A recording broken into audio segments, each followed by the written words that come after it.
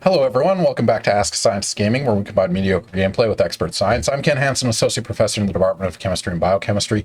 I like to use light energy to do various processes, move electrons, make and break bonds, hopefully generate electricity or do something useful with it.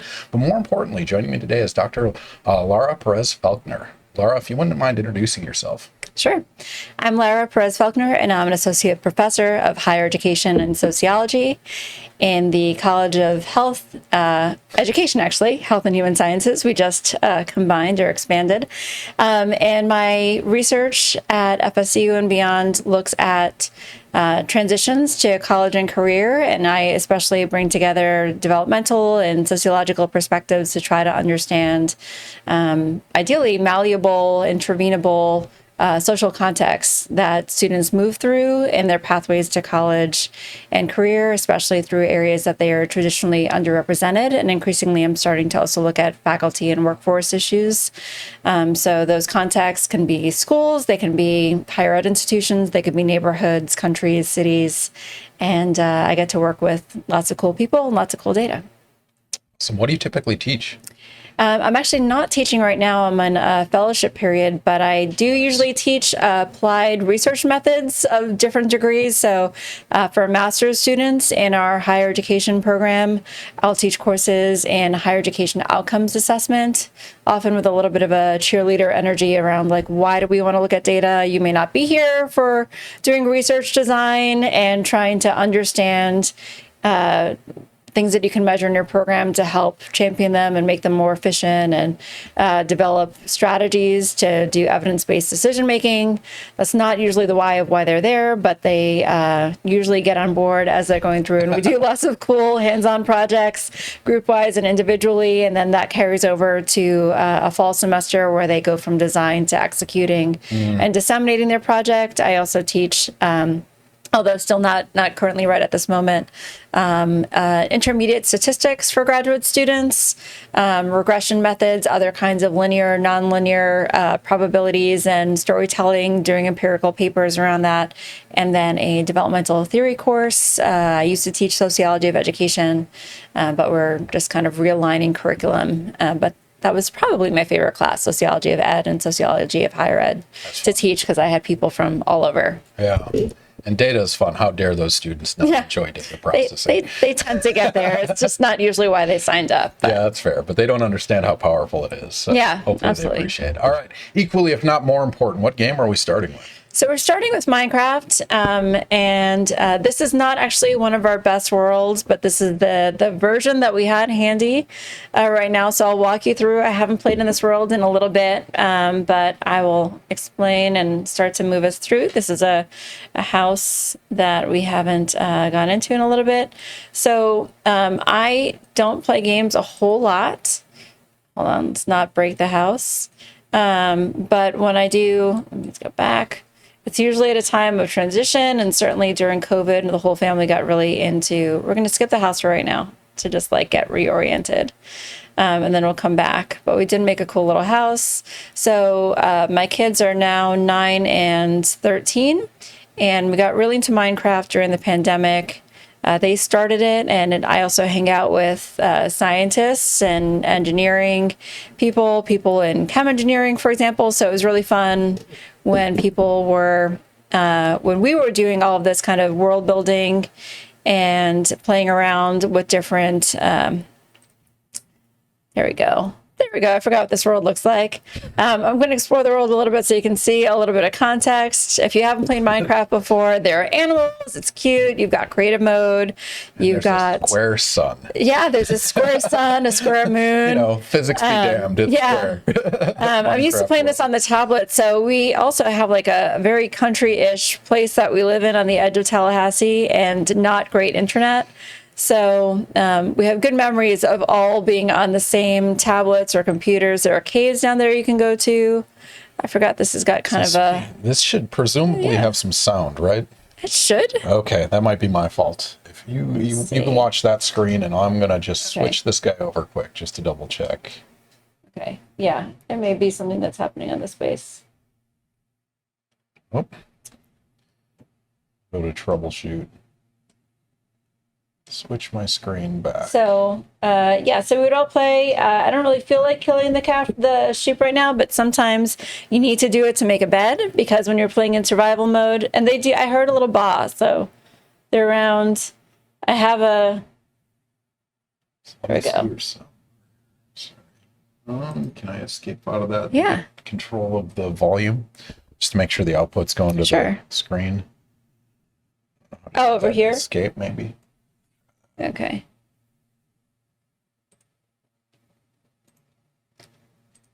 Yeah. Any options? No. Mixer. We're playing on a yeah, Surface Go right now, which is not the ideal setup. Yeah, we had to troubleshoot just a little bit.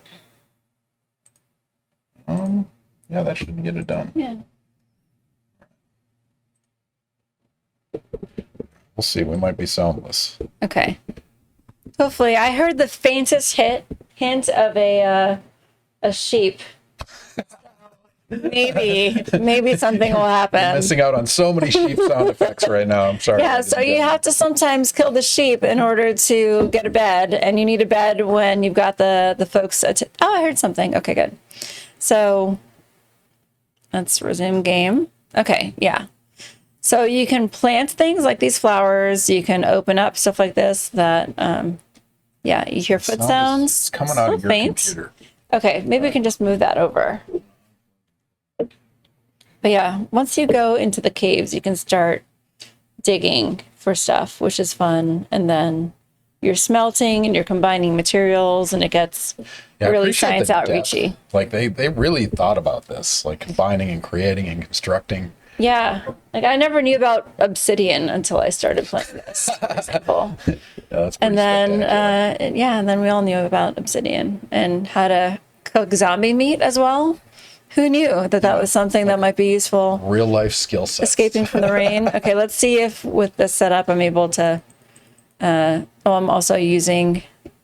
There we go. Let's use a different tool. I'm gonna use a sword and hold that instead. And then we might be able to.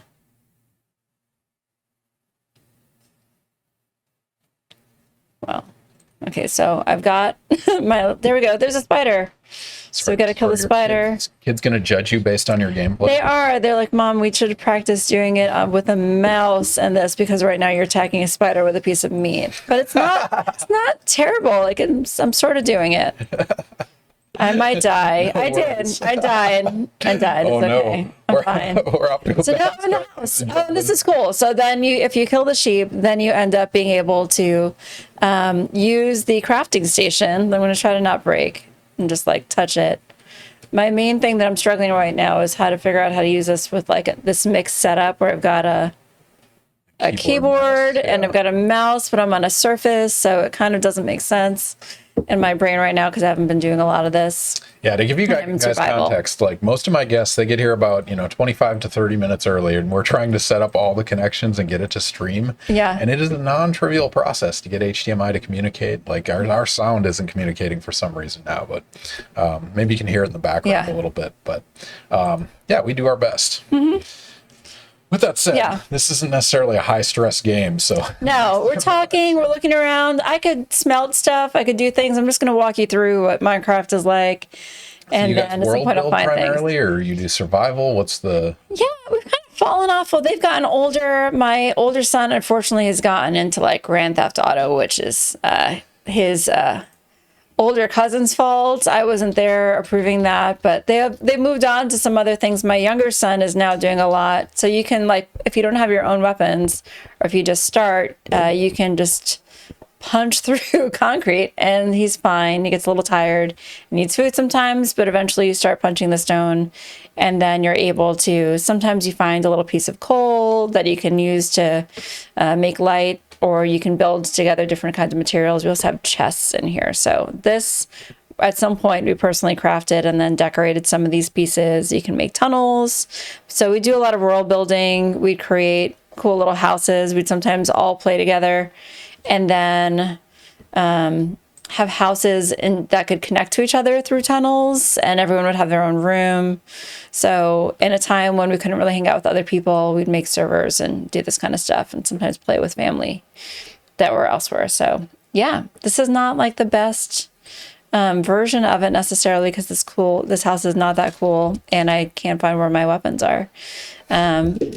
I got here early, and then I thought I was too early, and I wish I had set up a little bit more.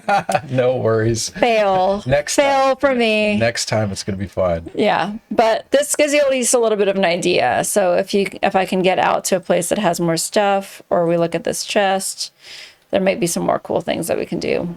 If it's raining in the game, you can also hear it. I don't know if you can hear it right now, because I hear sound, but not everyone listening may be able to do that. So we'll see what we can do. All right. Well, we have a setup. We have our groove now. Yeah. Our first question we open with, and this always comes from me, is we all take our individual winding paths. A lot of people think we were born to do the jobs that we're doing, and we always knew we wanted to be professors. That's not always the case. Sometimes it is, but usually it's not. So I imagine, 6-year-old Lara was not advocating for race, ethnicity, and gender roles and educational outcomes and attainment. So what was the journey between there and here? What was the major milestones, the major steps, the major memorable moments that in retrospect you're like, oh, that's when it clicked that I want to go this way? That's a great question. I have a couple versions of it. Let's see if I can actually get out of the house without breaking the door, which is fine, because this is not a special house. If I have to break the door to get out, that might be what we do right now. Like, no, Mom, I've spent hours on that door. No, it's fine. It's fine. This is a little garden that we made. So that's why there are seeds in here that are growing that eventually will become trees or something else. You can make fences. Okay, so 6-year-old me, I moved around a good amount when I was a kid. And I lived in New York City when I was really little, and until I was around 7. And my parents went to college with, it's pretty rare at the time for two Puerto Ricans that actually met protesting at Columbia University, which I may have given away something for later. Yeah, I didn't mean to go into that story, but anyway, so my mom was a sociology major. She initially wasn't going to be. She was interested in the sciences. My grandmother was also interested in the sciences, and she continued to do all sorts of puzzles and follow science news.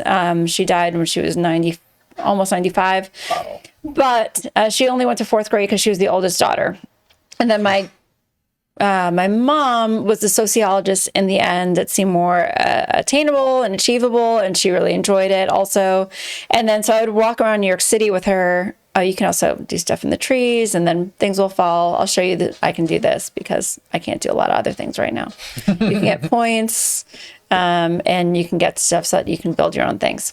So we would walk around New York City. Eventually we moved to the suburbs, but I would still go on trips and visit people. And I was very aware of inequality, in part because she would talk about it when we'd go on walks of like, look at this neighborhood and look at these buildings and look at this, like, bombed out building. This was in the, the early mid 80s, late 80s, early 90s, that window, and a lot was happening in New York City. And she also was a public school teacher, and taught at a school that was very different from the one that I attended. So I got to notice patterns walking around as a little kid of things that seemed kind of intractable. And I remember when I would go visit with her at her school where she taught, because I went to Catholic school, and we had different holidays because she was a public school teacher. I would spend time in her school space, and knew kind of early that I wanted to work on complex problems and systems.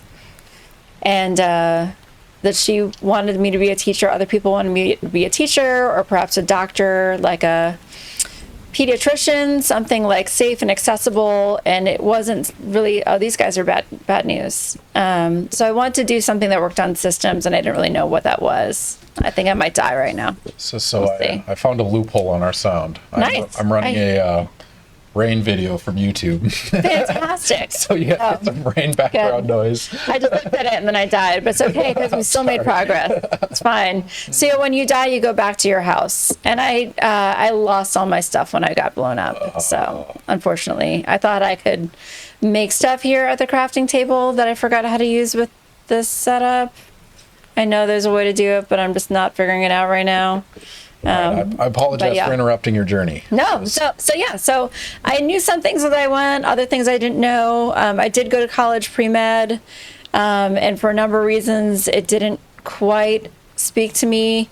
Eventually, I thought I would really like genetics and microbiology, and then I don't know, my professors didn't seem that happy, even though I thought that they should have. I'm not that into cars, and my car isn't anything special, but I remember at that time that, yeah, I need to avoid these guys. I remember that my biology professor was awesome and ran this special underrepresented minority students program that I was in a summer. I really liked him, and he had a super old broken down Volvo and all sorts of books in the back. Just always looked kind of haggard, and I was like, is this what I want? So there's some things that were just 19-year-old kid, you know, not necessarily making super informed decisions of. Yeah. But also, I kept being interested in complex problems, and I was increasingly driven to things that were more social and behavioral and less, you know, at the cellular level. So that's a version of the story. I'm sure there are other versions of it, but so that was undergrad, then grad school. Yeah, just commit to that. Yep. Then I kept on going, kept on marching, and different journeys. Okay, so down here there's coal. And a spider. That's fine. You're just finding everything. Just taking us on a journey. Journey. The term pathways is in a lot of my work, thinking about, like, sometimes in STEM, there's discussions around pipelines, but even, for example, my journey was linear, but not linear. It goes in some different directions. So, so I'm taking you all on a journey of this Minecraft world and different things you can do when you're just messing around with it, which I used to be able to do lots of stuff, but I haven't done this in a while, which is going to be a similar feel when we go into other games later of like, oh, I played them a long time ago. Don't worry, that's most of our guests, actually. Yeah. In fact, one of the questions we ask is, when's the last time you played this game? A couple years ago. So there was a period when we play it every now and then, like on my phone, we'll be sitting, or like I'll sit with the kids when they're doing stuff. My older son had decided, oh, now I might die. My older son wanted to put himself on the internet and like create YouTube stuff to help other people. He got really into coding in Minecraft and in Roblox also.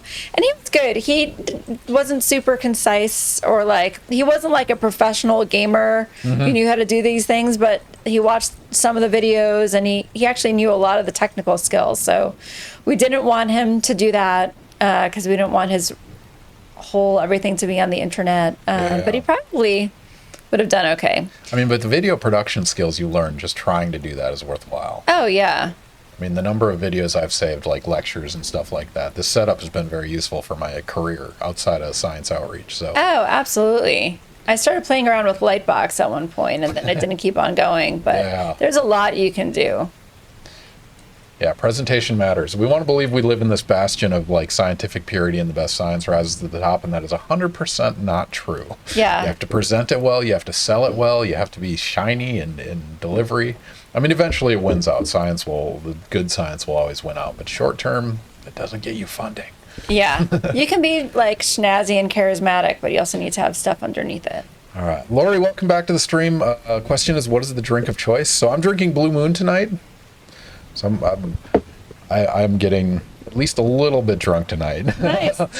I like Blue Moon. It's what I probably would have picked had I not been just at the tired end of the semester. And I also have to do some middle school trip related driving later. That is brutal. I decided I didn't want to get too tired knowing that was coming. So I'm drinking a Celsius sparkling wild berry or something like that. But yeah, I would like a Blue Moon. It's not right now. I would fall asleep on you all by 10 p.m. That is fair. All right. Samuel Animates wants to know, do you study interventions that can promote more people in STEM? I do. I'm actually getting more in that vein now. I've done a lot with large-scale data work for a few reasons. One of them is it was available to me in really, really cool data, national data, state data, other data that I collected myself. I still have a lot of data that I haven't fully leveraged and used as much as I could. So I've gotten good at accessing publicly available data that takes some craft, but is great at like training grad students on and writing papers over a series of things and publishing off of them that helps us understand and identify mechanisms and factors that are out there in the world and try to zero in on them from a bit of a distance. And I've also done a lot of small scale studies that are not as intervention focused, but I'm starting to do a little bit more on the intervention side. So your data More sets, that's directly. like K through 12 assessments and outcomes, and like, where does your data come from? Yeah, so I've used a lot of government-funded databases, some of them from other countries as well, but primarily U.S.-funded databases, national. I now also have a study that we're a few years into that's using data from the state of Florida, population data from their administrative records. That's very useful in a lot of ways because I do a lot with surveys and interviews, and I've collected a lot of interviews and a lot of observations, focus groups, individual interviews, but you also have a little bit of bias that you always have to work around of not everyone wants to talk to you, and sometimes they see things from their own lens. So using multiple types of data can be useful. So using these like big transcript databases to see where students move and what their family backgrounds are and identities and what kind of courses they're taking and what the outcomes are associated with that is useful, but it's also good to be able to test intervention. So I have some evaluation partnerships already with departments and research centers where I'm more focused on the educational outreach part of things. And I think that's actually one of the areas where we first met, because I'm associated with the Crest Center and an evaluation relationship, and some other folks in the College of Engineering. And I'm starting to do some more work at the district level here. Dying, but I'm fine. And so the interviews, you do like a word bubble analysis, like word frequency. How do you process that? Yeah, that's a great question. Sometimes for like a very early first look at something, we might do that. Or if we're doing surveys, there's all my stuff. I'll find it later. So sometimes there are these survey tools that FSU uses, this program called Qualtrics. There are lots of other survey tools out there, but that's one secure system that FSU uses often. And when you're using those kind of survey platforms, sometimes they let you do like quick first peeks into qualitative analysis with word clouds that can give you a sense of frequencies. AI can do a lot of that too. I'm curious and interested in like what you can do with machine learning. I have some computer science colleagues that are doing a lot with machine learning of student reflection information and just trying to learn about student engagement that way instead of asking them in the types of ways that anthropologists and sociologists might do instead. So that's a really exciting and interdisciplinary direction. But we often will use, you can hand code it and just have transcripts and code that information. And that's what people did for decades and decades and still sometimes do. But yeah, it takes a while. That's brutal. So there's qualitative software out there that there's a range of feelings around why it's there and the power of quantitative analysis over qualitative still, that it's faster, it's often cheaper, labor power to do all that kind of coding can take a long time too, but also the fields that have done more of that qualitative orientation have a lot more theory and kind of purpose around the ways that they do things. So as qualitatively oriented researchers have adapted these tools and software and other opportunities to do things. I'm going to try to eat this apple if possible. I can't figure out how to go right and left. I could, but then I forgot how to do it on here, but that's okay. So you can hand code things. You can, it used to be index cards on the dining table, or people would take over their floor when they're in grad school and just have like a whole rug that was color coded index cards. But traditionally right now, people are doing, sometimes in teams so that you can do intercoder reliability and have multiple people look at the same transcripts and talk about the process. So that will happen. I even did that for systematic lit review. That's coming out in the next month or two, where we were doing that on literature review databases. So there are a lot of different ways that folks will do things to learn, but it is helpful to talk with folks about their experiences and hear directly from them. So when you're using those big databases, they'll tell you some things, but sometimes, especially if the measures are old or the theories are old, or you're trying to understand populations that haven't been as well captured or thought about, really just listening to them and learning about their experiences more directly can be very helpful. That makes sense. So the word analysis stuff, I was intrigued by this. So Matt Gentry, one of my previous guests from the economics department, he suggested a book to me called Generations. I don't know if you've heard of this, but it's like big data analysis in terms of what generations are and like, is there any evidence to support that existence? And one of the most intriguing things they did that I never thought about this was they looked at like literature and publications and saw the cooperative language versus individualistic language. And so there's a progression from, you know, the silent generation of the boomers to Gen X to millennials. And we've gotten progressively more independent. And so there's a lot more I than there is we. Yeah. And they also looked at naming trends.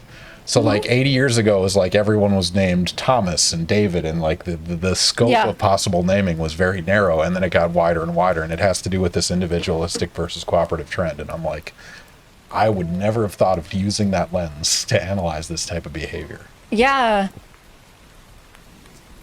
Yeah, that's really interesting. There have been really classic studies of naming trends and tastes and how they've changed over time. There's a famous book by Pierre Bourdieu, a French sociologist / anthropologist, on taste and like the way that ideas around names and food and like what culture is are associated with social class, and how that's developed over time. But I haven't seen that associated with generations. It tracks, for sure, but I haven't seen that in the generational studies. Well, it's interesting. They framed it like there's a big contention about, do generations exist? Like, and can you delineate this? And this author's primary premise, and I haven't finished the book yet, is that major like technological milestones are what differentiates us. And so like the millennials was the first to have, you know, internet in your daily lives and things like that. And Gen Z wasn't at the birth of that, but they're in the social media storm. Yeah. And so it's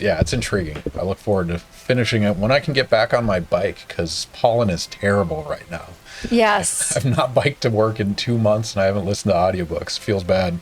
Yeah. Tallahassee is beautiful, but it's always blooming. So that's hard. But February and March, when you have the really thick pollen, it's just, oh my God. Tallahassee's great. Everyone should move here. It really is lovely and fabulous. And my ability to live in other cities, to like when you visit for conferences and do other things like that, I feel like my window is shorter. Like it used to be by day 5, I was ready to go home, and now it's like day 3. We have 20 acres. We're like in a very country place, which is not what I would have expected, but we were resident heads in a college dorm for a while. So we were very on top of people when we were first moving out here. And now let's see. I still haven't figured out how to hold my sword in my hand. There's something I can do differently, but anyone has suggestions in stream. We are okay with backseat gaming. If you have advice on keyboard controls of Minecraft. I never play on the keyboard. I've played on games. I've played on like how do you do it on PS4? Like it's different commands on the screen. And I just couldn't generate it when I made the decision to end up pivoting this way, in part because we just didn't have the right cables. When I was leaving the house, I didn't have enough time to troubleshoot that. But there are lots of different experiences and textures and texture packs also in Minecraft that can make we have like Toy Story worlds and others that look like Harry Potter and a whole bunch of other stuff. You can swim, so like we can jump down there. You'll run out of breath. It'll make some fun sounds. You can do all sorts of stuff in the crafting table. I love making glass in Minecraft. It's my favorite thing. You have to cook it. You get sand. Oh, wow. And then you have to cook sand, and the little bubbles show you how much air you have left. So after a while, you've got to get out of there because there's too much. But you can also get some sand from here, and that's the only way that you can get glass and make windows. So I remember when this game first came out, and it was like this super flashback to retro because the pixelation and stuff, and it was a question of whether this could hold up against the Call of Duties of the world. And it dominated. It's crazy. Yeah, it's a very specific energy, but It's still there. It's relaxing. I've played, so I think this was we were in the pre-reflections around gaming and prepping for the bio that's online. I've come in different waves of playing games and not playing games. When I was a kid, I just, wanted to play Nintendo. It was like the big present that I remember was my Nintendo 8-bit that I was so excited about. I'm an Xennial. And I agree. There's other work, including much longer ago work. Bernice Newgarden, who actually had been a faculty member from my graduate department in human development at University of Chicago, had the idea of cohorts. And we have a lot of people in sociology here who study aging and cohorts and how health and aging and how folks age over time and how that differs depending on where you live and other aspects of your, education and health and how all these things hold together. I'm just trying to get us to a different looking place. Xennial, that's like Xennial. 78 to 84 or something like that. Yeah, I was born in 79. Yeah. And so I remember newspapers and I remember holding the phone cable and being excited to have a really long landline cable that you could pull into another room. Yeah. And like the cool kids and the kids that had a bit more money or more like lenient parents could have their own phone line. And that was a really big deal because otherwise people call you. And I think at one point, even in college, I got a cell phone kind of late. I had it during study abroad in Europe, and then I came home and I didn't have it. And at some point, someone called me at my parents' house when I was home on a break during college, and my dad answered the phone. Really awkward, just that was so that age. Lori, call waiting was amazing. Yeah. And caller ID, I don't remember what number sequence you hit, but it was caller Star ID. 99 or something. Yeah, I feel like that lasted a long time. Surprisingly long. Yeah. So I was 82, so I'm in the same boat. It was and we got the first, internet connection at home, and that was a big deal. And Yeah, so like cohort, so like the Children of the Great Depression, that's another book by Glenn Elder. So what are the kind of socio-historical moments that shifts your experience that can, I think I can eat these. There's a way I can do so stuff. going back to your research with that in mind, the even data from 5 years ago, students have a very different life experience now. And so like, how general is that, what you learned, and how do you apply that to future decision making? Sure. Well, that's been an active question in the research of, at the beginning, folks were so desperate for anything on COVID because that work was, things that hadn't been fully peer reviewed yet, just like get those working papers out there because folks wanted to know something about COVID. And there's some discussion about, is this just too unusual, a window? What can we learn from here? And so folks are really like every 6 months to a year, I feel like there's a different question around what do we do with this period. There's definitely longer term outcomes, continued relevance for the ways that, like, thinking about the big crisis in school attendance right now that hits a lot of different reasons why that might be happening and different consequences for students that have had already a lot of challenge in schools and staffing. And then those students will end up in chemistry classes in college, and it's very different high school. If you ask my colleagues, they swear, the kids are damaged because of COVID or they're not as informed. I mean, is there any empirical evidence right now that suggests COVID mattered a lot? I think folks tend to be reluctant to make very strong causal claims or be really conclusive, especially when the data is still pretty young. But we definitely see different behavioral patterns around how students will ask for how they engage in office hours. They feel like in college and in K-12, are they going to school? Does going to class matter?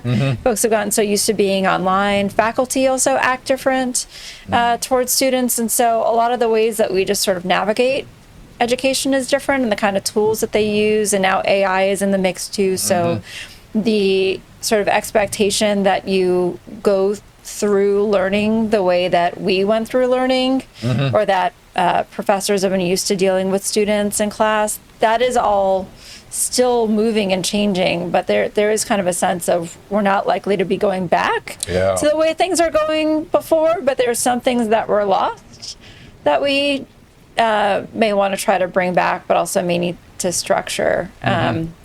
So like I think about everyone bought, lots of school districts, including ours, bought Chromebooks for students out of necessity. There needed to be some way to work at home and to communicate with teachers. And so folks got, this is kind of a cool aspect. I was trying to just get to another place, and this is fun.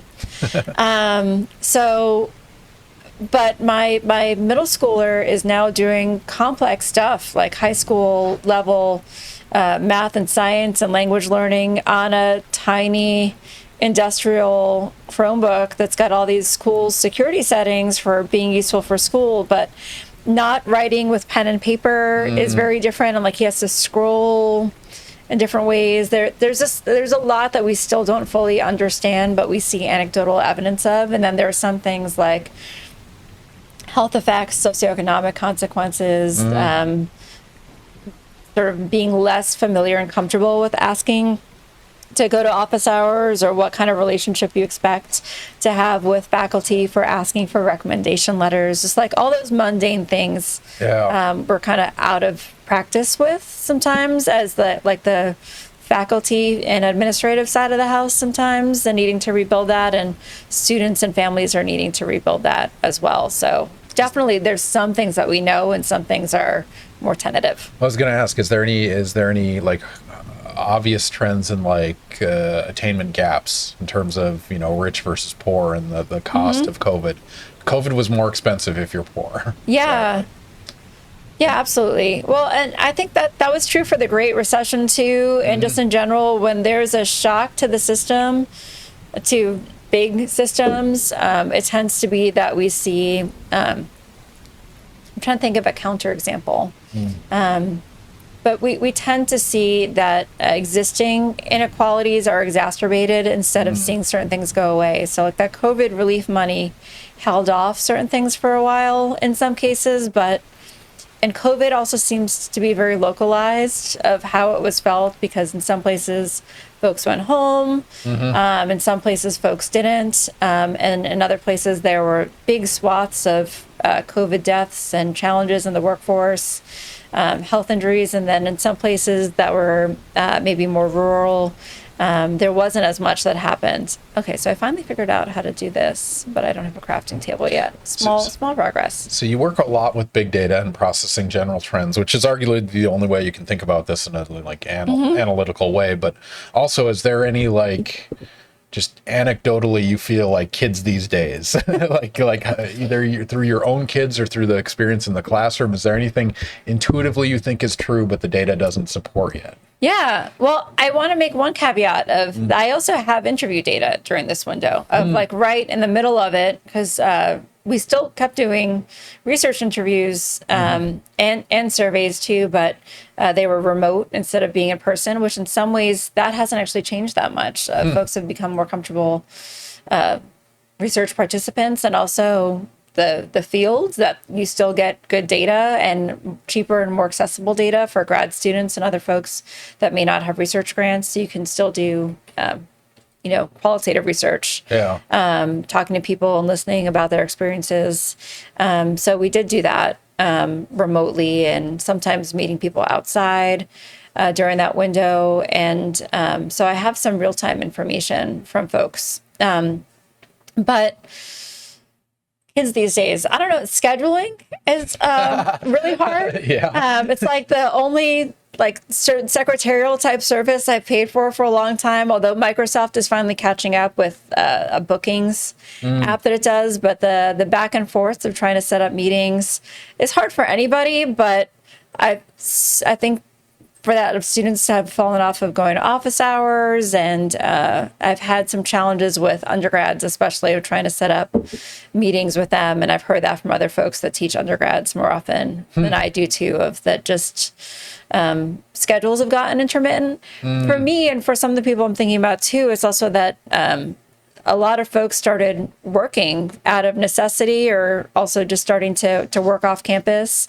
When I was in college at private institutions for undergrad and grad school, there were a lot of on-campus jobs and maybe also a more affluent student population overall, combined with more on-campus jobs and money. And so I've been really initially surprised, although now I've studied challenges around basic needs, reading and doing that work too. And we have a lot of students that work off campus and have inconsistent schedules and have to manage that with study groups and also with faculty meetings. And so when we have only certain times that students might meet us, like, Thursday at 3:00 or sometime after class, or study groups meet at a fixed time. Sometimes it's harder for them to be able to do that. So those are some of the kinds of things that have maybe gotten harder over time, or maybe especially felt in places where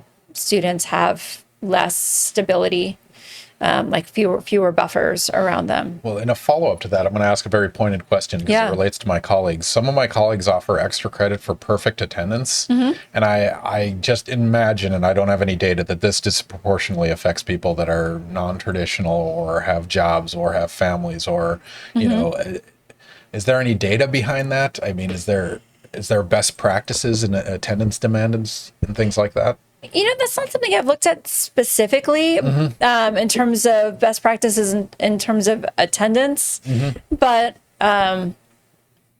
folks are human. Like, college students are still human, and people who are able to be insulated from health challenges and having to work or having to support family while they're also going to college, that is something that is more of a luxury for people who have stronger support systems and also oftentimes more income. And that also tracks with things like first generation student status and race and ethnicity and where folks are from.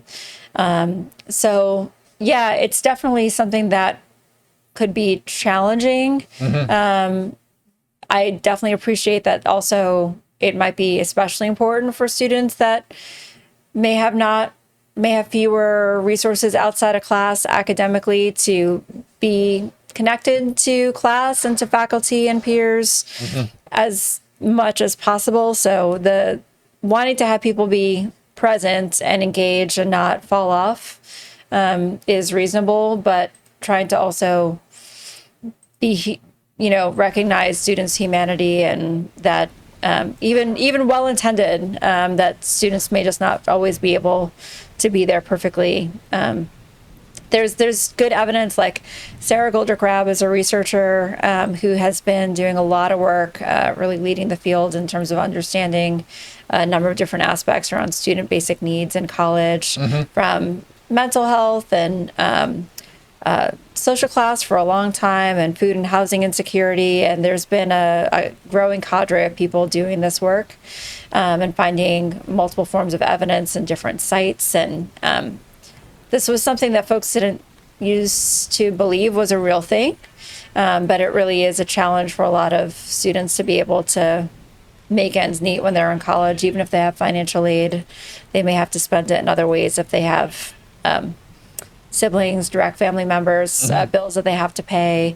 So car repair comes up a lot too, of just like cars break down if transportation on campus is a challenge. So there are a lot of things that can come up that can keep students out of class, even if going to class might potentially even disproportionately benefit them. Well, I heard the same thing too during COVID, especially honor lock. I hate that honor lock exists and the exploring the room and stuff like that. But if you live with, 3 brothers and 2 grandparents, it's a very different scenario than you're in your own dorm room. Yeah. Right? And like honor lock demands that your screen is on and you're not isolated. Like there's no question there has to be disproportionate effects. What's the most, I don't know, surprising correlation you've seen? Not necessarily causation, but like if someone was born on a Tuesday, they're going to fail out of college kind of thing. Oh, goodness. There's so many hard. of them. There are websites about this. And it's usually actually one of the things that I teach in when I teach even my applied methods class for master's students will teach things around like spurious Yeah. correlations, things that I remember there was one around, I was trying to remember how to do a There's chess. several of these graphs, like the pirate count versus oranges or something. Oh, like, they're yeah. wild. Like the number of murders. At one point, I realized that my slides had gotten too dark. Like they kept coming up with suggestions, and it was like the number of murders associated with the number of ice cream parlors in like a small town in Maine, you know, and like man. across Maine counties, these things go together. We're about to And then, cause a massive moral panic. and then people were like, maybe there's a mediating factor associated with Stephen King, or like why people. I'm like, you know, I don't know, but let's investigate. And this is why we want to add more variables to the equation and test our models and think reasonably around what might be happening and counterfactuals. So, yeah, definitely there's some things to think through. I'm trying to remember how to craft. I know that I could. I love the fact that you might, if you're on an NSF panel, you might stumble across some crazy corollary like argument to give us funding to do research on it. That's awesome. Yeah, there are, you know, ideally good questions are asked, but it is hard to get correlations that are interesting and surprising can spur good questions that might, like exploratory questions that might prompt something that you want to look into, but they are not likely to be enough to get NSF funding in most cases across disciplines. But, you know, who knows? They could be something really amazing that tracks with like the theory and other things that were set up in the field. So, but you have a PowerPoint that has these weird. I do. I do. I'm happy to share. I will have follow multiple. up. I want. That's amazing. Yeah, and even like a quick Google. I can't remember the names of them right now, but there are definitely places where you can go and just find a whole bunch of them, like just scrolling through. A number of them involve murders or deaths or. But yes, some of them are just happy. Their ice cream is definitely involved in multiple of them. So. And I love that some of them will turn out to be causal for some reason. Yeah, eventually. Butterfly wings, something's going to happen. Right? And like in any super robust, you know, quantitative model, multivariate that has, you know, 25 factors that have been tested and carefully designed after a whole bunch of initial exploration, you're still going to want to run those individual relationships first and like put them into the model to make sure that something isn't throwing it off and do all these tests. And that is what the first third of one of my stats class looks like for the most part, when we walk them through regression modeling and assumptions and figuring out how to test stuff. But yeah, you could generate some really cool ideas from just having wonky correlations that don't make any sense, for sure. That's what I tell my students when I teach general chemistry. Like, straight lines are awesome. Just fit things with straight lines, and presumably it has predictive capacity. And most of our equations it does, but not always. Yeah, and then at some point you can investigate why that is not the case. Yeah. My spouse is also a social scientist, and he used to work with a economist who was on the long list for the Nobel. Didn't end up winning, but did lots of cool stuff. And I've heard this from a lot of other people too, including some mentors of mine. But that was the first time I heard it. Was that when you're testing, like you can do all these, in my field, there are all of these experimental, and I've done some experimental and quasi-experimental studies and published on them and read a whole bunch of them, and they have gotten really hot over the last 30 years or so, especially in education research for lots of good reasons, although they're not the only thing that's out there. But oftentimes just running a basic linear regression model will give you almost the same results. So if you're just playing around and testing and you just want to know whether you should keep barking up that tree, oftentimes you'll get the answer to should I keep barking up that tree from just a straight up regression model. And then you can play with trying to adjust the standard errors and make sure that you weight things to make them more generalizable and a whole bunch of other stuff. This guy's bad. And I blew up again. I love that it's an explosion. Yes, the creepers are the worst, and they're quiet. They creep up on you. That's why they're creepers. And yeah, I had a period where I rock climbed, and that's why it was Rock Climbista.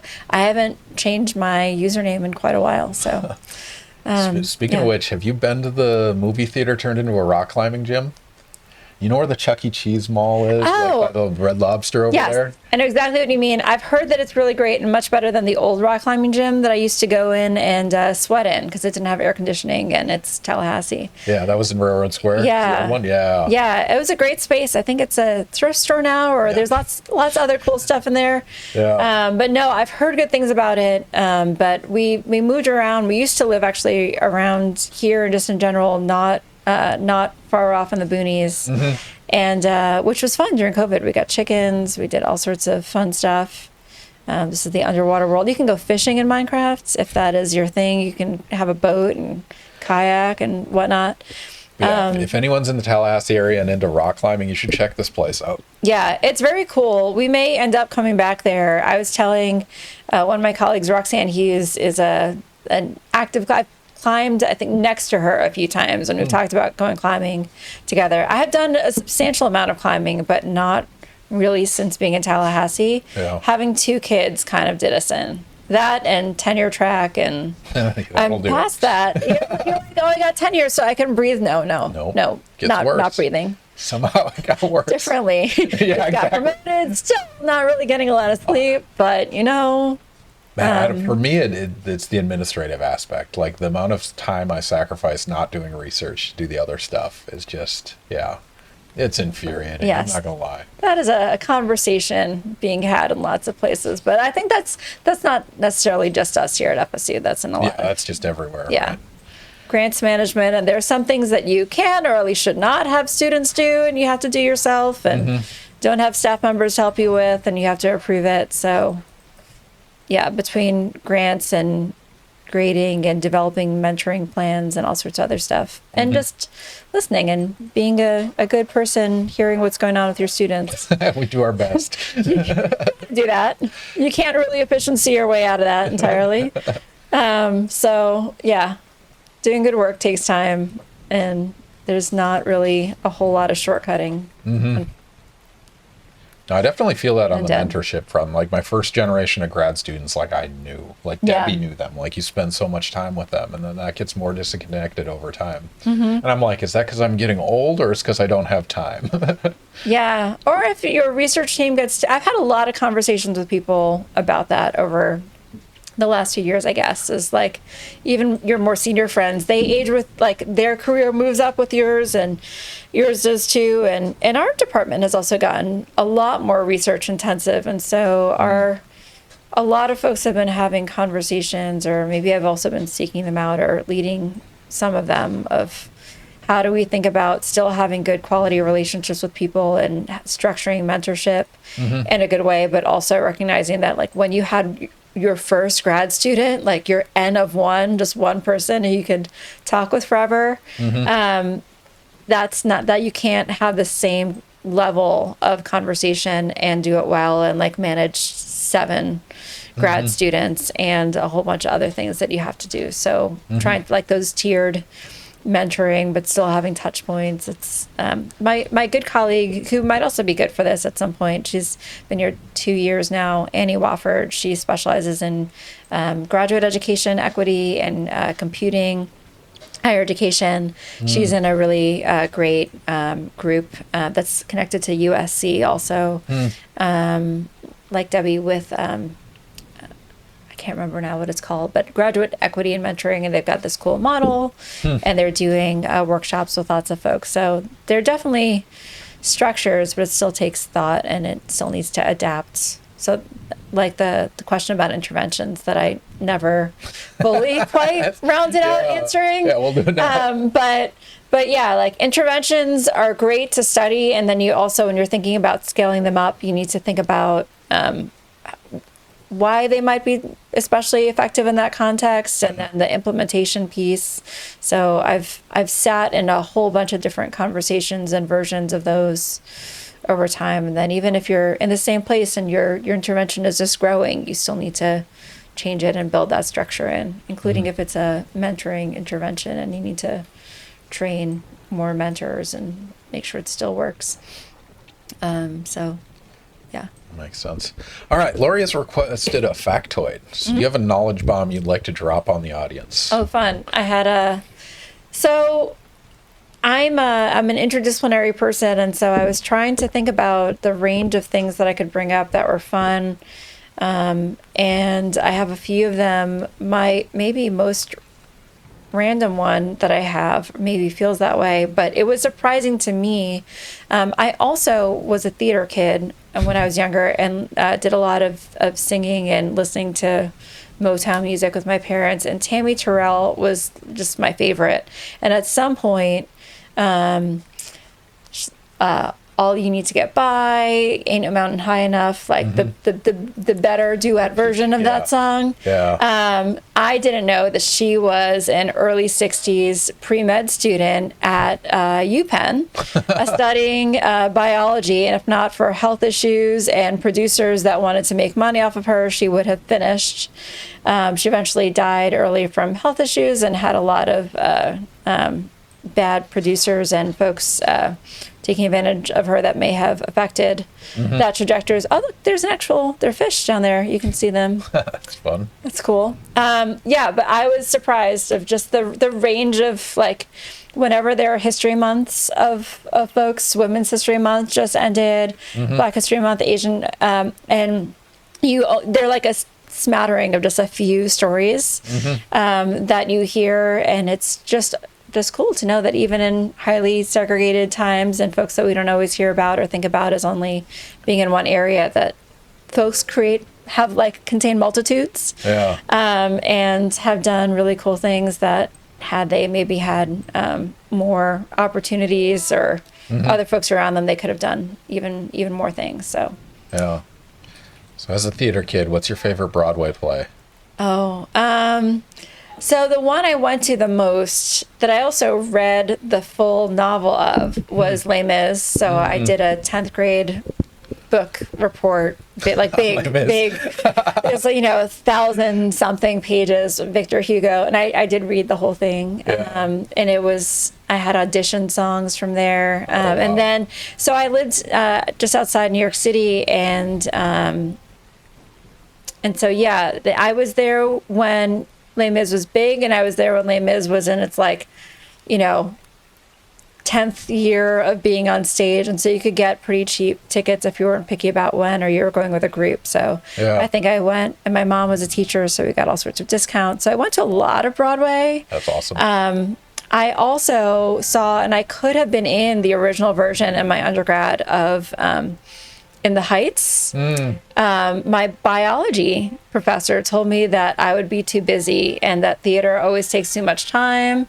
And so I never did any plays in college, which I'm sad about, because I would have absolutely loved that. And then it won all sorts of awards. I was going to say, that was pre-Broadway In the Heights? Yes, that was the original version of In the Heights. Wow. Yeah, so I think Lynn personally asked me to do it because there are not a whole lot of Latino theater trained kids That's a good point. at Wesleyan, which is a small undergrad college. Yeah. Like the density wasn't there. Yeah. But yeah, I did later get to see it on Broadway also, which was awesome. My mom also saw it off Broadway, but I was in Chicago at that point. So I saw that one twice. I saw Les Mis twice. Hamilton was cool too, but I liked In the Heights the best.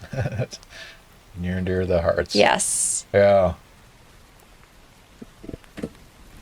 So yeah, this is I'm not doing as much cool stuff as I could in Minecraft, and I'm always giving you a tour. Like, my weapons aren't working. I can't craft the way I wanted to. I haven't found the best cave. Nobody tunes into the stream for gameplay. They just know. Yeah, we have some that like tunnels, and you can go like all sorts of stuff. I think this is survival mode. It is survival mode because that's why when I die, all my stuff blows up and then I can't get it. But when you're in creative mode, you can like go up to the top and like fly through the world, and then go to the bottom and crash through. So there's a range of stuff, but Lori has a question. Do you go to FSU theater productions? They're pretty amazing. They are pretty amazing. I have not been to a ton. I heard a whole lot about the most recent production. My mother-in-law actually just went to it, and what is this character? And so I'd like to go. We had friends that are involved with the symphony, and so we ended up getting symphony subscription tickets. But our kids are now old enough that we can do more stuff with them at home. Like, on their own or for short amounts of time, or like get babysitters that aren't that complicated. COVID also threw us off because we like lost our babysitter network, and we live out in the boonies, so we've missed. I fell off. I try to get to theaters sometimes. We have done symphony and other things locally. I try to get to things when I go out of town, but it has been on our radar, and even a conversation last week of trying to think about getting subscription tickets, or at least going a couple times next year. Yeah, so Debbie's mom is in town this weekend, so we get a date night on Saturday. We're debating going to Jacksonville. So the play Six, I don't know if you've heard of this, Canada's Wives, that's playing in Jacksonville next weekend. Nice. And we're like, should we go for a 3-hour drive? The answer is no, but we thought about it. Yeah. Because we used to go a lot, like especially when we were in LA and we drive to Vegas, and Vegas had all the traveling Broadway plays and stuff like that. But yeah, we'll have to do the occasional New York trip. Just easier, consolidate. Yeah, well, it's so walkable. What is this? It's seals? I don't know. If I hover over it, it might tell me what they are. But yeah, sometimes just when you're like, at least for me, if I'm on my own fancy free in the city, I'll end up doing things that if I'm in Tallahassee and you've got multiple work and kid duties, I still choose work over me too much. Minecraft to play. Yeah, I'm trying to find work-life balance a little bit better. But this is still fun. Even though I'm not drinking, it's still fun. I would not make it to 11. I would not make it to 11. I might be funnier. Yeah, no worries. We might think we're funnier. It just feels better. Yeah. All right, so going back to our discussion about, socioeconomic and gender and ethno-racial impacts of outcomes and things like that. So one of the people in our audience right now, Lori, is actually our graduate advisor. So she handles all the graduate students and all the trials and tribulations they're going through. Is there anything we should be doing as a chemistry department, like obvious steps to, retain certain students that might not be retained traditionally? I mean, are there any you should be doing this kind of things that we should know? Yeah, that's a great question. And there tend to not be a lot of really neat answers. But one of the things that we hear about a lot, and maybe especially at places like FSU that are really focused on student success metrics, and particular ones like timely graduation, limiting loan debt, trying to get people through efficiently to graduate and quickly. Sometimes folks, so there's I'm going to give the higher order answer first, and then I'll come back to classroom. But advising can be really hard for students in big major programs to access. Sometimes there's turnover sometimes in advisors, and sometimes students don't see, like we were talking about before, sometimes they don't reach out to faculty as much, or they don't think that they can, or some people do, but they're the ones who maybe don't need faculty as much. So they should we should definitely still make sure that everyone, but some folks who especially need it may not be as connected to advising, or may have fewer resources to get advising that aligns with their career and what they should do in terms of class planning. If they're not getting it in the classroom or through faculty or through regular meeting with advisors, and they might act on limited information that may be less helpful. So trying to think about that streamlining of information for students, so that on the student success side, they may not track out of things that they really care about because they might be struggling in a class and feel like they need to just finish in something, but then they're not happy with where they ended up, or they could have maybe stuck it out in some way through some sort of intervention, academically or otherwise. That's one piece.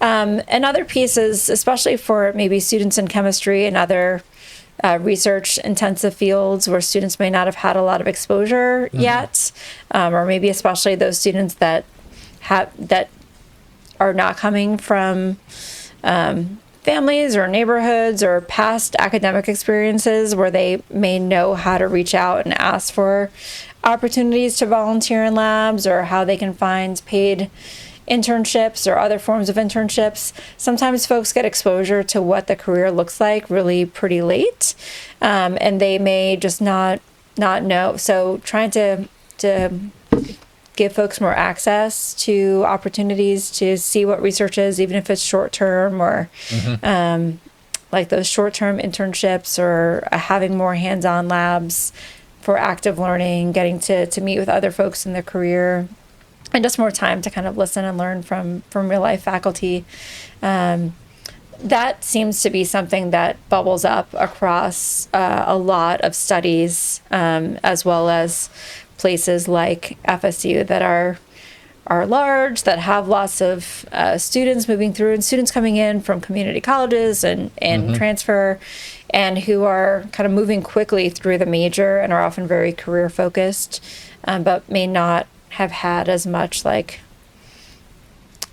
career focused advising or exposure to what it really means to be a chemistry major. And like even for me in that story before about how I was actually in lab-based doing genetics labs, although they were like freshman biogenetics labs, so they weren't like the craziest or fanciest things, but we were playing with gene splicing. I had mentors. I was in a trio program. I had nice advisors who maybe had like janky cars, but they were, you know, really cool people. But I still didn't feel like I had a good understanding of what it looked like really to go into that field. And so I'm happy with how things ended up for me, but I think about, even though I was at a small liberal arts college and had all these resources, and my father didn't finish college, but my mom did, and they went to an Ivy League institution, I still felt like there was a lot that I could have known to help make better decisions. And that is something that I hear a lot from students at more traditional colleges and universities, including places like FSU, that have got amazing chemistry faculty and amazing chemistry resources and labs and facilities, but still may not have a lot of understanding of what these fields actually look like in real life. I hear that from undergrad research folks a lot too. Even when I'm hiring Europe students, they're often engineering, computer science, other folks who are leaving their field for their undergrad research experience because they need more credentials to qualify for something in their field. And so, and often want to have something in their field that they can do, but they tend to not have opportunities to do or touch things unless they're in like a very selected enrollment grant type program. Man, I was one of those kids to some degree. So I grew up in backwoods Minnesota, like small town, 1,600 people, and like we were my dad had graduated college, but we were poor, right? So I went to St. Cloud State University, this PUI in the middle of nowhere, and I didn't even know you got paid to go to grad school. Like that was something I learned later, but it was like I fell in love with chemistry, and somebody's like, you should try doing an REU program. And I did. I got into one, and I flew to Notre Dame and did research, and that literally changed my career path forever. And I didn't know any of that existed till one professor recommended, hey, this is a thing that you could do. And that was it. Like, yeah. And now I'm like colleagues with the person that mentored me during that, which is pretty awesome. That is really awesome. Yeah. But along those lines, like, so I wrestle with this sometimes, like growing up in poverty, you have a very different lens of the world, right? But my kids, for the most part, are pseudo Tallahassee rich, right? And that's going to shape the way they are and who they are. And it's going to have an impact on their understanding of those, you know, differences and what it is to have and have not. I mean, do you ever have those concerns or thoughts, like the lens of our kids is very different, like the advantage they have even registering for classes is enormously different than what we had. Yeah. So how do you wrestle with that, or do you wrestle with that? I do. I think the first time I really thought about it, because I had such a sort of big city, I had a very specific orientation to what I thought rich and poor was before I moved to the South. It's like New York, Chicago. I had lived in some other places when I had done study or living abroad elsewhere, but I still had kind of a narrow understanding of what living in poverty looked like. And even when I moved to Tallahassee, I feel like poverty is really hidden It's much more rural, or there are neighborhoods that are classified as high crime, or where you know that, like, you see people, you just sort of see when you're walking around, or like I at least have been trained to see and pay attention with urban sociology lens of, like, if people are out on the street, if they're walking, you can see that businesses are shut down at certain times. There are certain things that you kind of get a sense of in terms of the energy of a neighborhood. So I knew that poverty was a little bit hidden. I'm just trying to get a lay of the land of what we're looking at. I'm part of the people watching. There's like lava and fire, and it's like all sorts of things. Realistic. Sometimes, like, you could see the label of what the block was, which is probably why I was trying to dig and then see if it would show me. But I think it's that I'm playing on a Surface Go, and it's just not giving us a lot of information. But, so yeah, I was a little thrown by Tallahassee poverty, especially going around with real estate agents when we first moved here, and where they wanted to show you. I was like, I realized that there are a lot of lobbyists and a lot of lawyers, and like a disproportionate amount of places to go out to eat for its size and things like that in Tallahassee. But there should be poor people. Like, I've like heard about certain I can see it in other places, but I couldn't see it in Tallahassee. And so that even on one level is something that I'm aware of like, you in places like New York and Chicago, even if you live in a fancy place, you know and will run into the fact that other people are socially disadvantaged, and it's a lot harder to be aware of that in Tallahassee unless you're, I don't know, driving to like the back edge of Gadsden County or Jefferson County, or like even in Frenchtown, there's so much gentrification that so I think there's a certain amount of just awareness. Like, even my son, when he talks about bullying, like all the training we get on bullying and cyberbullying and all sorts of other stuff, he's in middle school, and he's like, well, no one gets bullied. Like, that's not a thing. And I kind of feel like he has the same, that's not really a thing about poverty. So that's something that I've been aware of trying to kind of give them exposure in town and then elsewhere. And they've had the schools that they're in, and especially their preschool where they went, but then also the schools that they're in have affluent kids in public school, but also are folks from a range of backgrounds. So we've intentionally tried to make sure that there's a range of friends that they have, that we have, and that we're just kind of engaged in the community in different ways. But when we had a summer in Cambodia, when he was really little, like he turned 3 that summer, and I remember just being so struck with how people reacted to him and how he reacted to, like, there were certain kinds of awareness even at a 3-year-old level of like, oh, some people don't have shoes, or folks are staring at me in some way because I've got this like shiny toy and things like that. So we had some early conversations around then, and it's hard. I don't have a great answer for that, but it's something that we've tried to pay attention to and figure out of how, like, how to keep people grounded. I had expected to think about that a little bit more when I used to work. I worked for a scholarship program in New York City before grad school. It was an education nonprofit, and there were kids that were a different version of this. They were, I worked with the scholarship students, but then they went to the like Gossip Girl type schools, like all the schools that you see, but the real life versions of them in New York. And they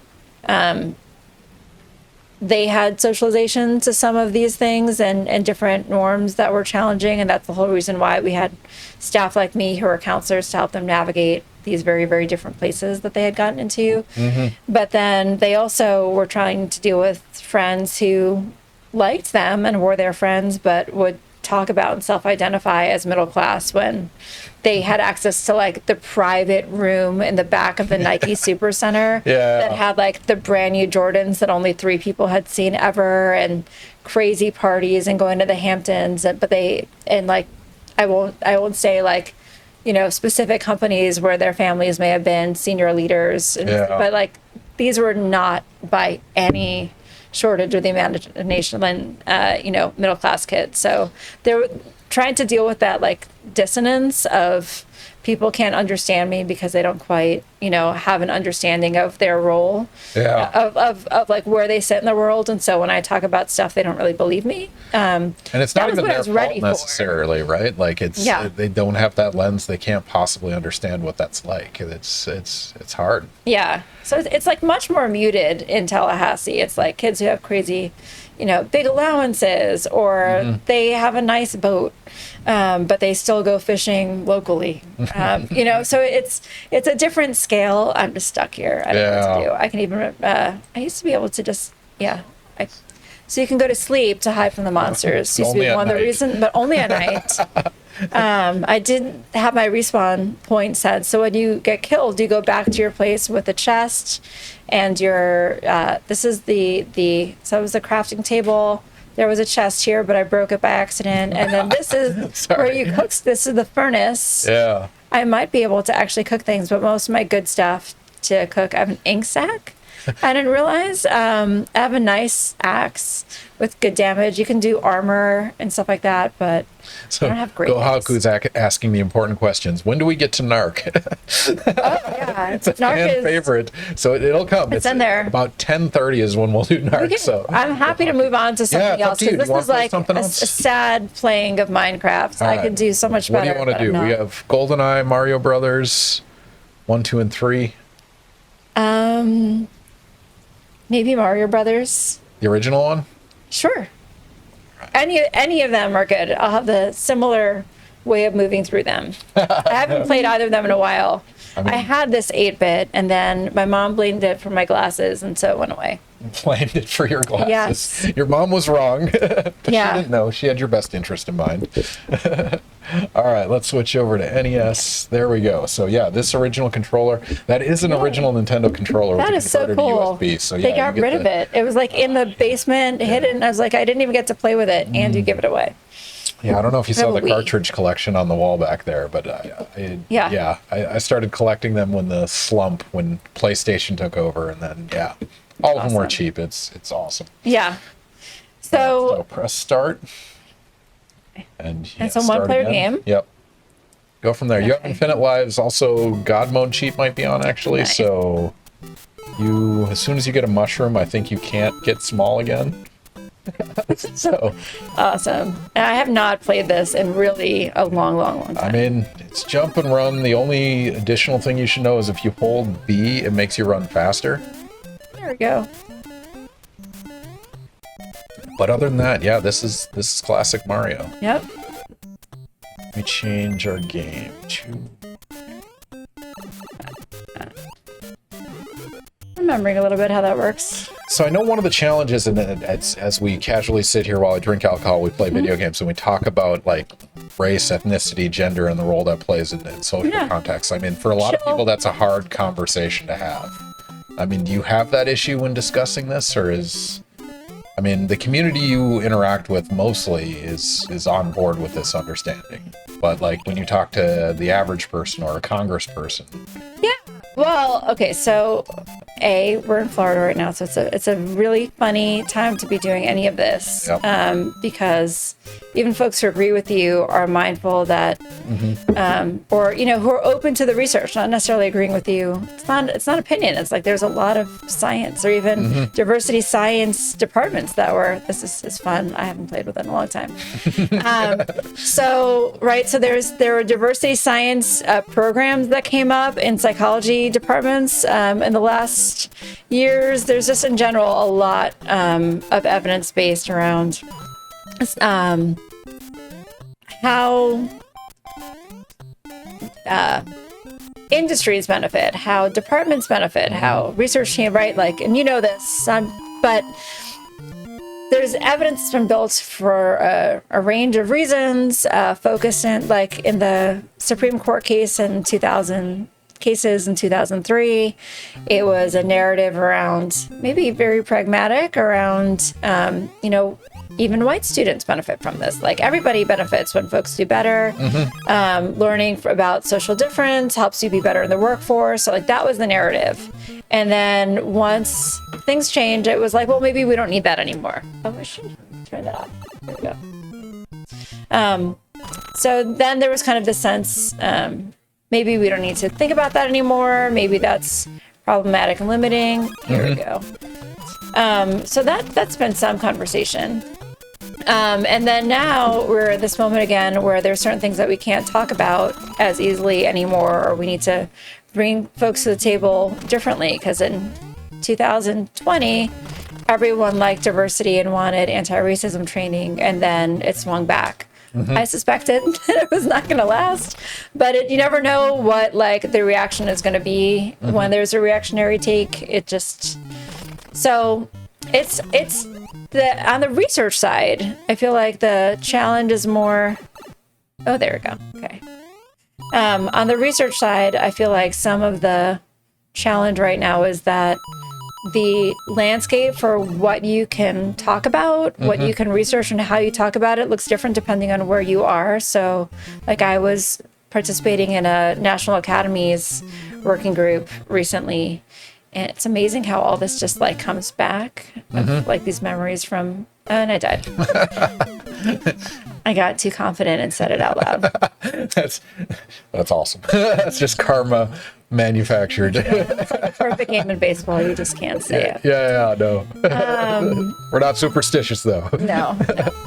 So yeah, I was sitting through these like awesome, like luminaries, great folks, interesting people, talking, and across the presentations and across the Q&A, like if you were in certain states and if you were at a private institution, all of a sudden those things were really important in terms of the kind of work that you like took for granted, or things where you're like, we should just say this.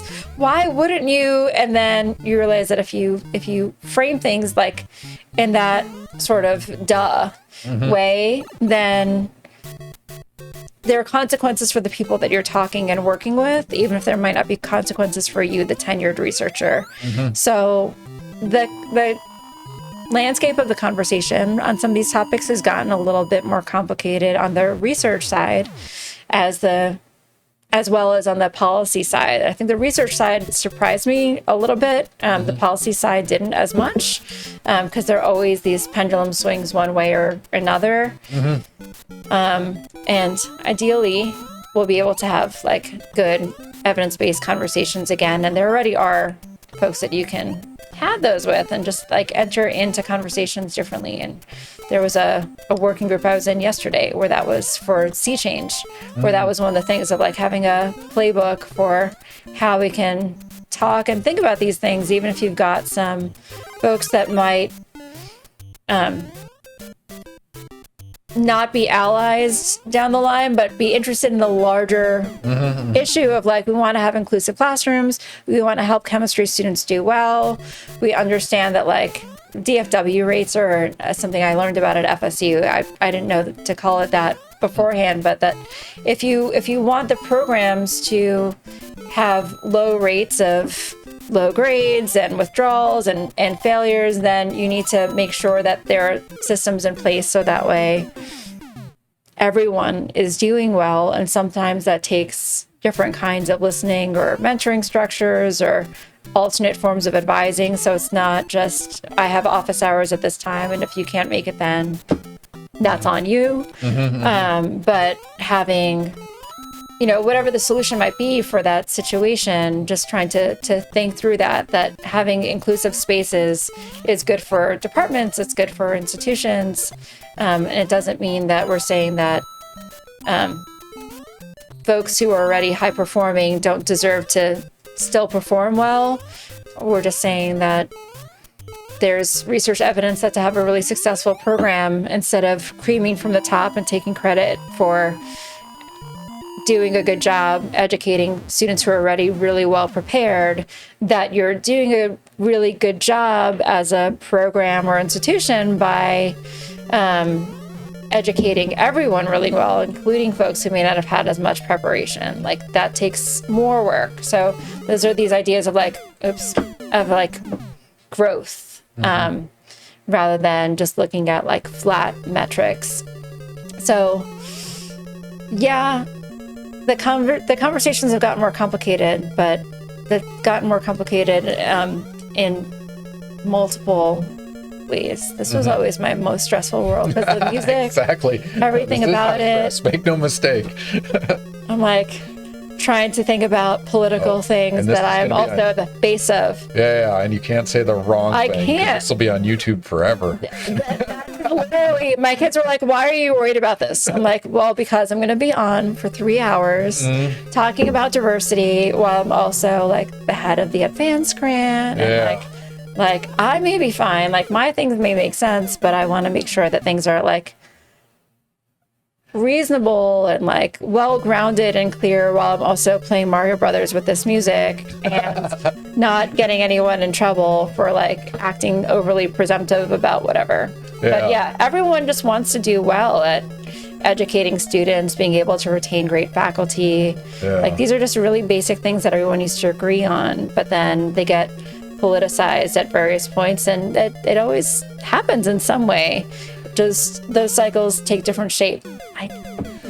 This was never my favorite. So if it makes you feel better, there's at least 200 hours of drunk Ken meandering on the internet. So if somebody wants to AI generate me at this point, they can, but they don't need to, because I've said enough stupid shit that they can compile it.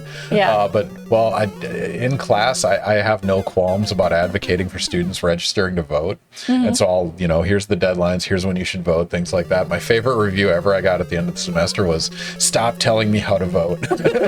I'm like, I never said that. I might have said, hey, you guys could make education, science-based decisions about, who supports science. If that tells you who to vote for, that's not on me. That's on you, right? That's just, I don't know. Folks who like evidence are good folks to have in your legislature. All right, so we haven't done a prediction yet. We should do one of these. How do you feel about that one? I got through. This was always the hardest one for me. Like, I remember from when I was 10. I'll wait for you to go through this level, and then we'll talk about predictions. I think it was just that part. Bowser, the first encounter with Bowser. I know. I should have jumped up on that thing. No worries. So how do you feel about doing that one? Sure. All right, let's pop that question up. All right, ladies and gentlemen, it is time for a prediction. Get your standard internet units ready. We're gonna pop up a prediction. Those of you not familiar with the channel, we, instead of doing game-related predictions, we have our guests come up with questions for the audience related to their expertise.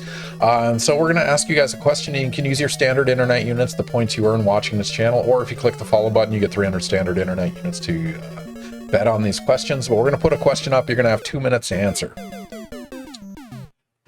So the question is, gender pay gap higher in engineering/computing or computer science than STEM? So engineering and computer science sometimes are outside of STEM, or computing, at least, and programming are outside of the umbrella of STEM, science, technology, engineering, and mathematics. But the question is the gender pay gap higher in engineering and computing than it is in STEM? Is that captured? Yeah, or at least other STEM areas. Yeah, other or STEM areas. at large. STEM/professional, does that fall under that umbrella? Sure. Okay. So the question is, the gender pay gap higher for engineers and computer computational people, or is it for the STEM or other STEM? That is an interesting question that I've literally never thought about. So I'm excited to learn the answer on this one.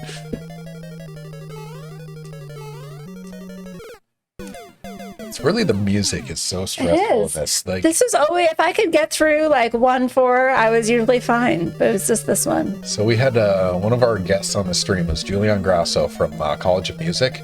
She studies the music of video games. Oh. Which is not something you would think about, but I mean, it's a bigger impact than movies or TV shows at this point. Yeah. So, but like, why they make you feel the way they do, the choices they make, and the beats and the cadences and timbre, and like, it's, yeah.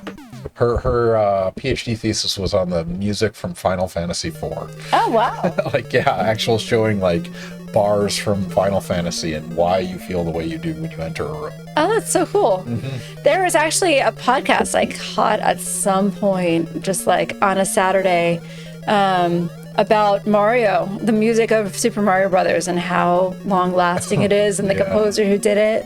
It was just a lot. I was folding laundry and like walking around. It was surprisingly really interesting. I got into it, and that probably had some role in me thinking that it would be fun to go back and play it again. I think it was around when the most recent movie came out. Yeah, no, that was a huge nostalgia kick for sure. Yes. All right, here we go. Let's see if we can get him. All right. Texan, welcome back. Howdy. It's good to see you. Texan is from Texas, so he gets to use howdy whenever he wants. Nice. Welcome to the stream.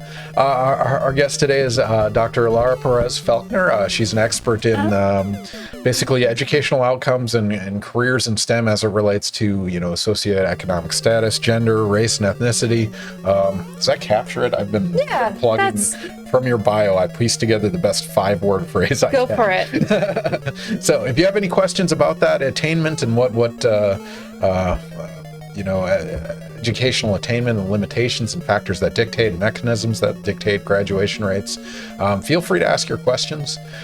Texan Space Agency, my culture is not a costume partner. Howdy. I use howdy more than I should. This town ain't town enough for the town of us. I don't know what that means, but that's amazing. Remember the Alamo, Texan. I have been there. I haven't either. I just remember do you remember the Pee Wee Herman movie? Mm-hmm. Remember the Alamo. Yeah, it was smaller than I expected. We had a conference in San Antonio. And oh, wow. I got to walk through a little bit of it. That's pretty cool. That is one of the advantages of our job. The travel is get to see a lot of the world. But Texan, how's life? How are things going? Are you hating this game yet? I just hate this part. I forgot that I hated this particular aspect, like just this piece right here. So the suffering I have to remind you of is original game. You get 3 lives, and then you start over at World 1. Oh. Unrelenting, unforgiving. That is cruel and unusual. Well, yeah, I think also because it was taken away from me when I was younger. I never, this was around where I would struggle with it, and when it was taken away, and then I eventually got farther, but I still have negative associations with 1-4. This is the level? This was the level where I was like, but I just solved it. I just beat Bowser. If you commit it, you'll do it. Infinite lives, infinite tries. There's a million monkeys playing Mario. You're going to do it. Just need to stay up there. Oh. I got closer. I actually got on there. That was good. Belt teeth? I just figured out how to read this while I was going. Oh, yeah. Just a non-trivial task. I guess the teaching online during COVID helped train a little bit on this front. Yes. When I had a teaching assistant for teaching classes, this was usually what I wanted them for. Hybrid is still my least favorite for anything. Oh my God. Even when we try to do seminars hybrid, it's just a disaster every time. Just trying to see if more powers. No, oh no, in the drink. I just died. So as long as you're big, if you don't fall in a hole, you'll stay big. Okay. Oh. But I fell in the hole. Oh, belt tests. Okay, so it's a martial arts test. Been pushing the kids and pushing myself pretty hard. Well, that sounds like a good time. Okay, I'll get there. I keep groaning right into the mic. No worries. All right, gender pay gap higher in engineering and computer or computation than in STEM. Is yes or no? What is the answer? It is lower in the. Oh, it's lower. It's lower, so the answer is areas. No. Yeah, actually, and engineering itself ranges, and computing is many things. It's IT and also computer science, and computer engineering is in that mix as well. And so there's just one aspect of the answer is that there's subtlety, and so some of these fields will look a little different. So when we talk about STEM isn't, just barely. STEM isn't the same, depending on what you're looking at. So there are some STEM areas like the applied health sciences that are the lowest paying and also have the most women in them. And then like other non-STEM areas, actually, see, talking and playing this particular version is not going well, but I'm going to keep trying. If your kids give you crap on this, try to have a conversation with them while they're playing, because they don't understand. No, they hate it, and they know that. So okay, so STEM isn't the same everywhere. The areas where there are the most women are also the lowest paying, and so perhaps not unsurprisingly, it's like petroleum engineering, computer science, computer engineering. I can't remember some of the others. I pulled some specific examples and resources, but this is also true in areas outside of STEM. There have been researchers for decades looking at workforce changes and how, as women enter like the legal profession, or secretaries used to be men, for example, and then once they became women, it was a more lower status, lower paying area proportionate to the other folks in the office. And so as these areas lose their male, as men are less siloed up at the top, and there are more women in an area, the field will tend to have a lower rate of pay. But for the women who are in those areas, who often are like really very sharp and have got a lot of crap that they've gone through to get where they are. But those women are well paid and rewarded. And so it was, I think, petroleum engineering. I'm just going off of memory, even though it's over there. I'm also playing Mario, but it's something like $27,000 more. I'm going to give up on this little getting taller thing. It's taking too long. No worries.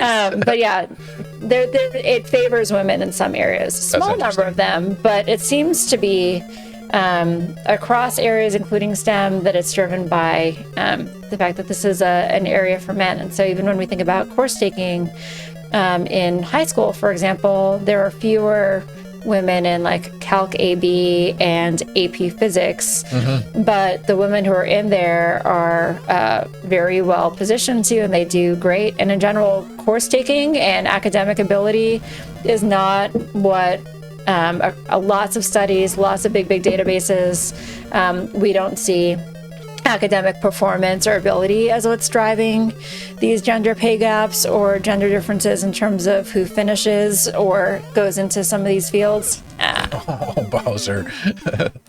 Just mistimed that one a little bit. No worries. But yeah, all those things seem to not matter. The story is a little bit different when we look at race, ethnicity, and class, where course taking is a really big factor that hasn't been addressed yet. And so the academic preparation and like quality and supported, but even just, did you have access to that class or not in your high school? And did folks recommend you to take that class? That's still something that remains a really big issue. That's gone away for gender, binary gender, like girls and boys. How recently has that? The last couple of decades, I want to say. Wow. The NELS cohort of students who were 8th graders in 1980, and I just walked off.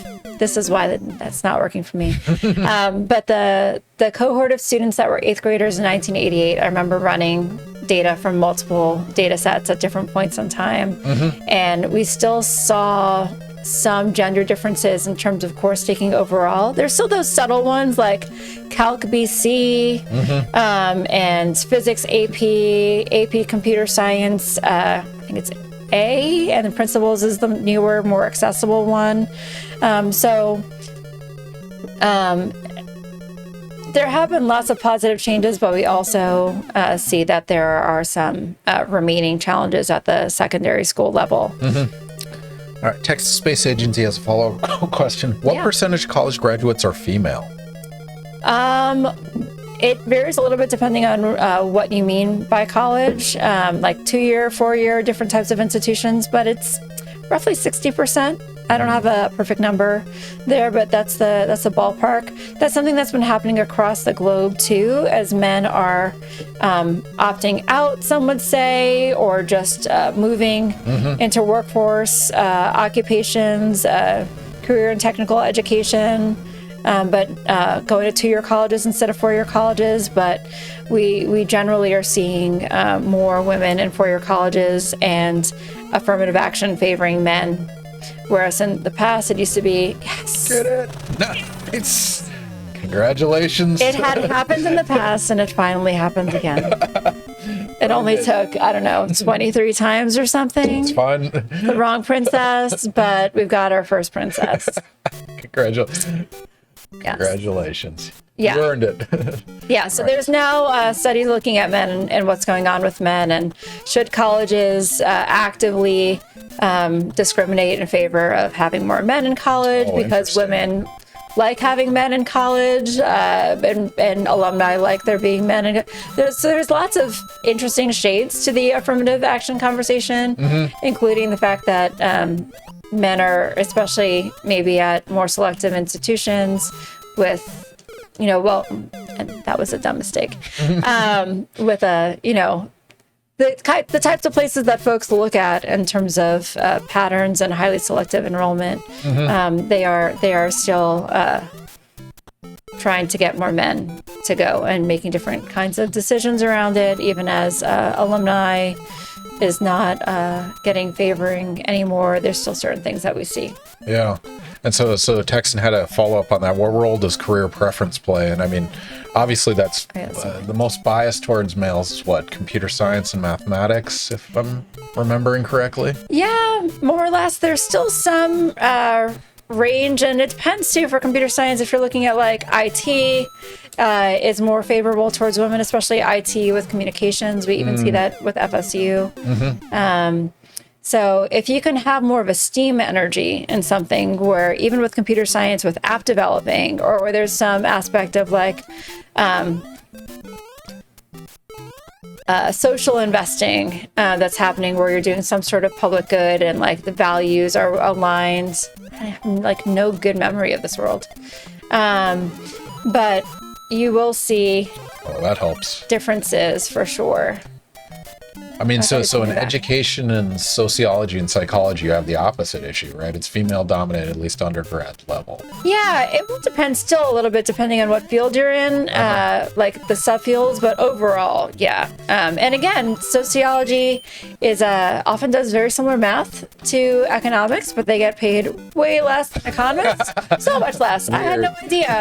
I had no idea they use the same software programs. Economists do a little bit more math underneath. I suddenly remember this world as well. I think this was my happy place of like, oh, this is so much easier than the last one. So much more pleasant. So yeah, but these are fields that are also less well-paying. They're great, and they have a good mission. There's often also a sense of giving back. Like my mom, that was a factor for her too, and when she became a teacher. And initially she was still going to be I can't get over that. The occupational therapist, I think, was what she wanted to do. My grandmother actually just wanted to do math. But you have to go beyond 4th grade to do math. Yeah. So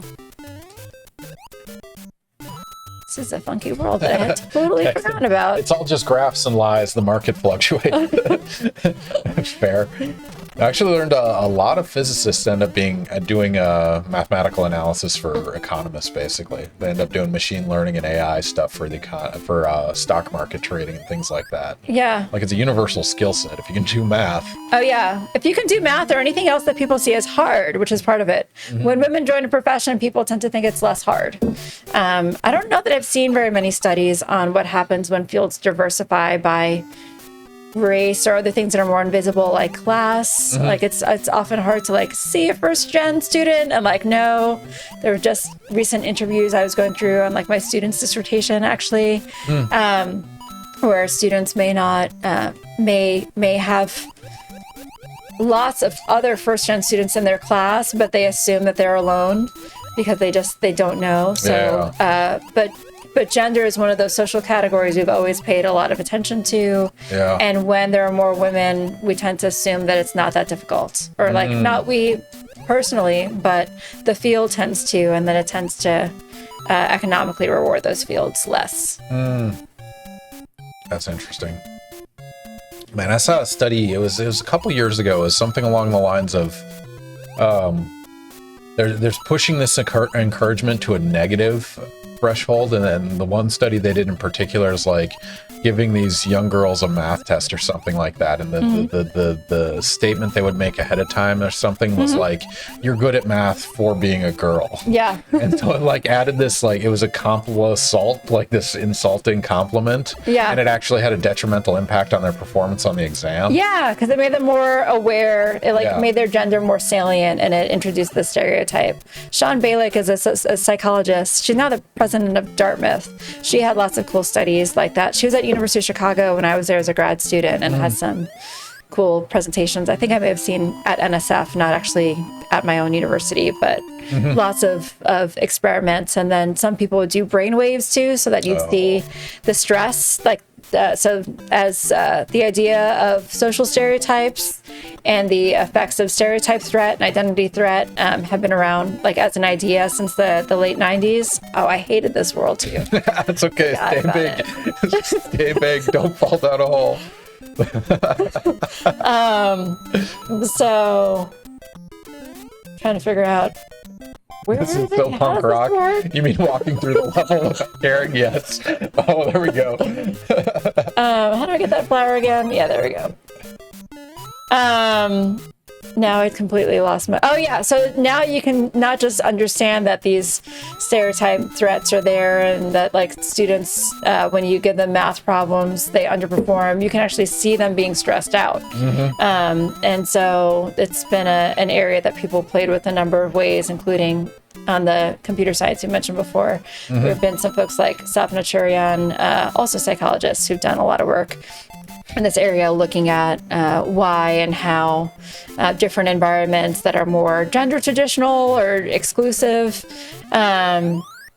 will make people feel like this is not an environment for them, and that creates stress for them. But if you make those environments same like level of rigor of the academic piece, but then here's that music again. But then you make those spaces more uninviting or like more stereotype in their appearance, that women will, usually these are experiments with women, but also sometimes with other groups, where they will underperform. It's like for me, if we had these things hanging out in my computer science classroom, I'd probably be annoyed. But it's more like what posters are featured, like who they're reading, different examples of like what the scientists are and aren't. Those kinds of micro interventions seem to have positive effects in those experiments. So Lori has the quote of the night: "Stay big and don't fall down a hole." Good advice for life, not just Mario. Absolutely. Absolutely. The bar to survival is quite low. I try to go this way. Man, we were reflecting on this recently, just talking with a few friends in our department. We're just so stressed about grants, publishing, and you want to be the top achiever in everything. And it's like, we kind of live a life of luxury. Just shut up and like appreciate it sometimes, because it is such a first world problem to not get your NSF grant. Yes. It's easy to lose sight of that. And Lori has redeemed Take a Drink, so spending those valuable internet points on alcohol. So cheers, Lori. Hopefully you have a drink in hand, hanging out. Nice. Relaxing, enjoying your Wednesday night. Speaking of which, you're not teaching this semester. So I'm not. That's amazing. Yeah, so I'm in so I have a grant that's ending, and then I have a grant that's starting that's in qualitative data collection mode right now, and we've got multiple things, and it's conference season now, so that's more why I'm conference and dissertation season happening. So I'm moving people through. Happy first. I keep slipping. I just run too fast when I'm big.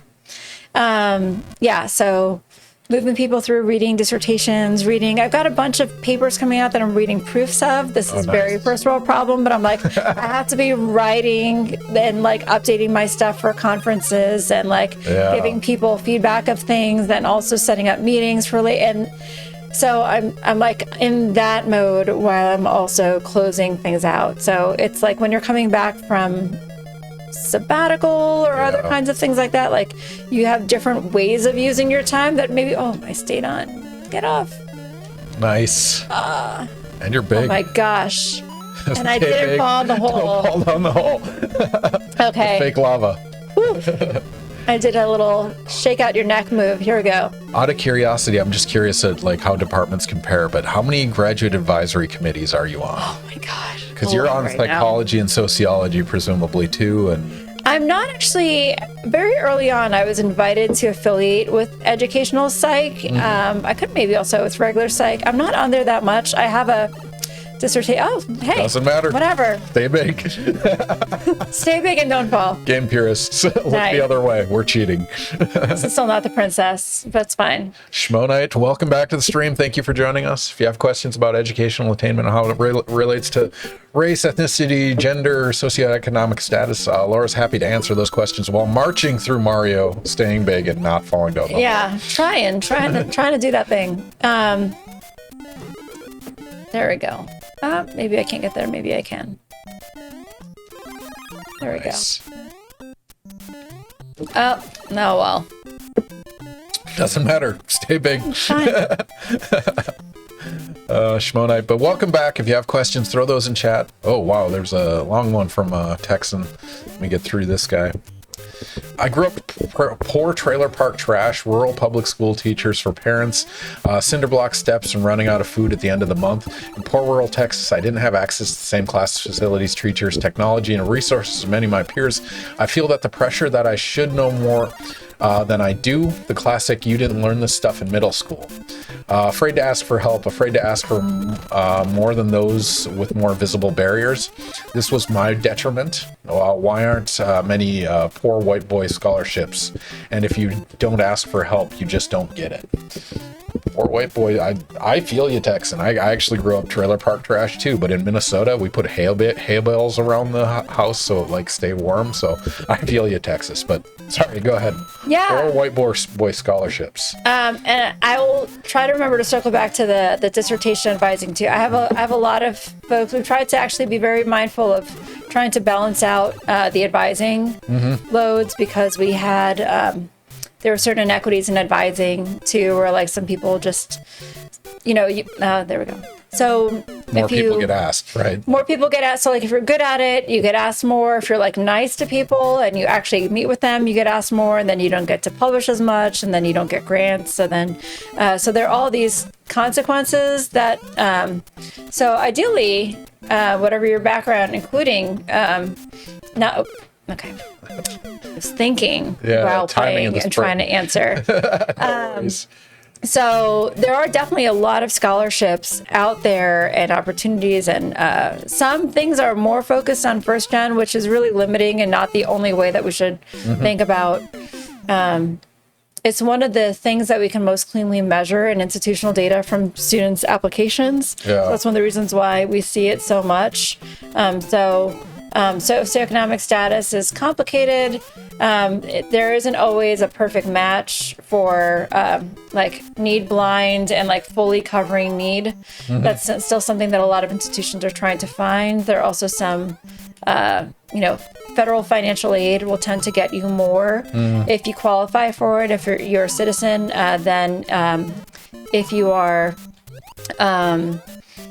applying for scholarships writ large, there's some really big ones like Gates Millennium Scholars and things like that, but they're very few and far between. So definitely thinking about aid more holistically and trying to meet students' needs in multiple ways is helpful. Like I worked all through college and federal work study, and I know international students and other folks may not be able to apply for that, and doing the FAFSA is hard, and it's gotten harder, more complicated in this transition year. But that is a way to try to get more resources, and ideally those like internships and things I mentioned, ideally you can get funded for them. That's been a real challenge for students who want to do research work and learn about the fields that they want to do, or volunteer in labs and get exposure. Talking about thinking and playing. So yeah, there are certain small things and there are certain big things where federal aid is one of the biggest things that's there to try to help match with income, but still being able to talk with a financial aid officer who can help see more holistically the things that may not have jumped out or may not have been fully reflected in the aid forms, especially because they are hard to complete. And, some folks have lawyers and other folks involved in how to craft and navigate this so that way they can maximize resources that they may not as fully need. Perhaps like middle-class students can get more out of applying for those things than maybe they need to, even though they also still have needs. I'm overly rambling, even though I'm not drinking. No worries. Because I'm fighting Playing the game. these things. It's part of the battle. So yeah, I totally hear the concern around trying to make sure that there are good matches. Social class is going to be even more in this political environment, and with the ways that institutions are adjusting and that federal aid programs it's been bumpy this year, but there is an attempt to make the FAFSA easier to do and more transparent.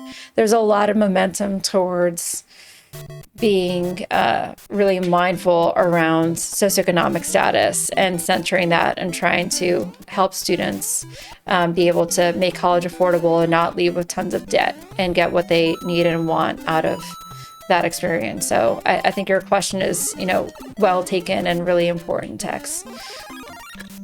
Text and follow up, but real talk, not getting NSF funding is the most first world of problems. But the counterpoint is, and this is one of the most stressful parts about it for me, is like, if my research dies, that's one thing, like that's on me, but like I have grad students that rely on me for their future successes, and that's stressful. Like, you want to have resources, you want to have tools, it costs. Yeah. That's the main reason why I started pursuing funding. Was I had training and exposure in how to do it because of teams I'd worked with before, but we didn't have at the time as many mechanisms as we have now to fund our students. And so if I wanted to help people have exposure to research and be able to afford being there and not work like 5 different jobs and have crazy schedules and not get stuff that they needed for their careers, I had to fund them. Yeah. So we're thankfully at a better place now 12 years later, but it took a lot of us getting funding and showing how this could be done and lobbying with folks and supportive chairs and deans, and it's a sort of necessary in lots of cases to do work, especially when the work involves, like with qualitative data, transcription costs, or like paying people for their time to be able to, participate in studies, when, especially if you want to talk to people who don't have as much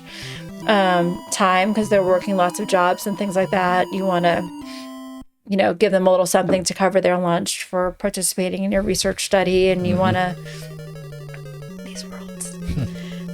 So yeah, research takes money, and the main thing is labor time, especially for grad students, and paying their tuition and fees and healthcare costs and things like that. So if we don't have the grants, it's not so much us, but the grad student consequences are big.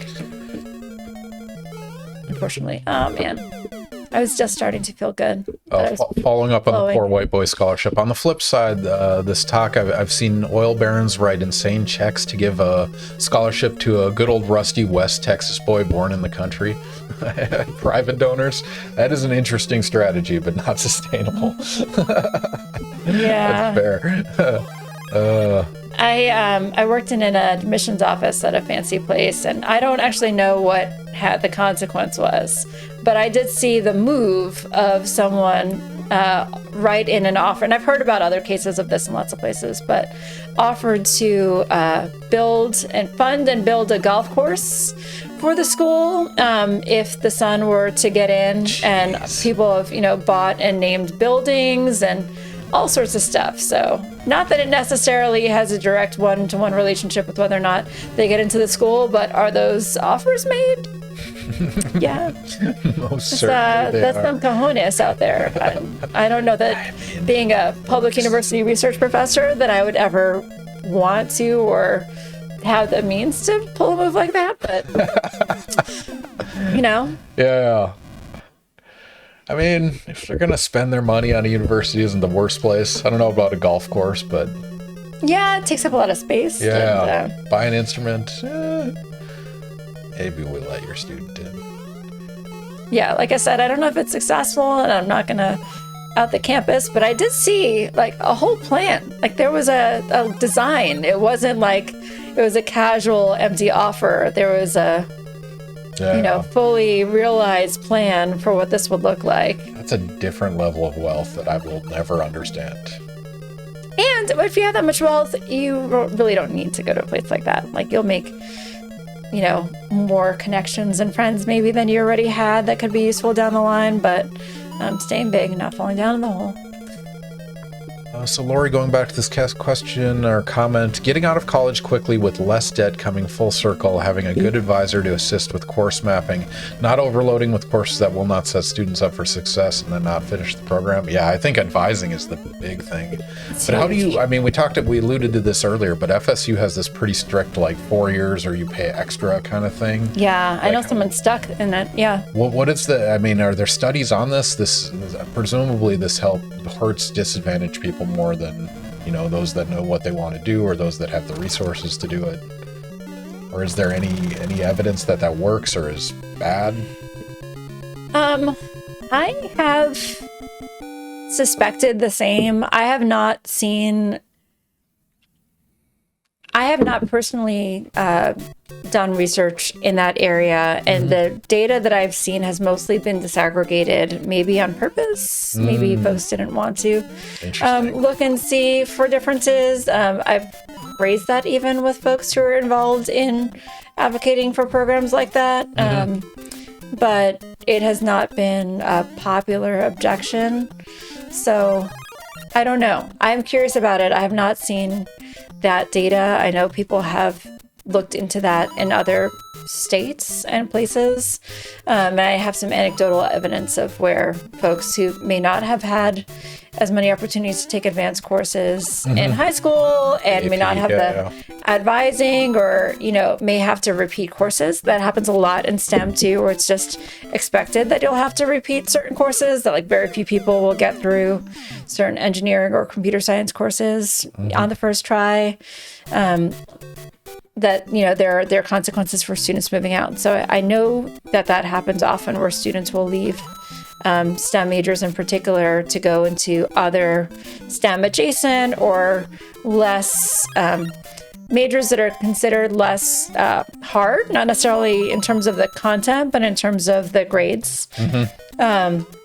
So it is a thing that students are advised out of that in their own best interest, but there is a kind of longer term best interest of maybe if students wanted to be an engineer, let's say, for their whole life, and their family helped them prep and plan, and that was the motivation that kept them going, and now they're locked out of it because that would take too much time.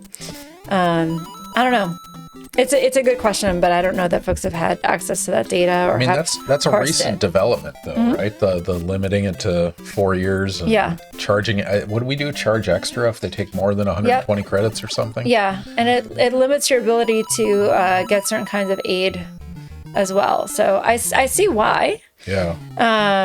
You want to, but ideally you're building the structure as well of trying to make sure that the advising is in place, that this has been something that, I'm not an instructor in these fields. And even when I was in these courses for a while in undergrad, it wasn't academics that got me. I didn't not do awesome on a particular final at one point, and then I was angry about it. And then I played video games. Actually, Super Mario and GoldenEye were my coping mechanism the last few weeks of spring first year, where I realized that I was not going to stay in pre-med. And then I had a strong enough grades that I wasn't going to bomb out, but I was just bummed out. Might as well play Mario. I get it. Yeah. So I hung out and did stuff, but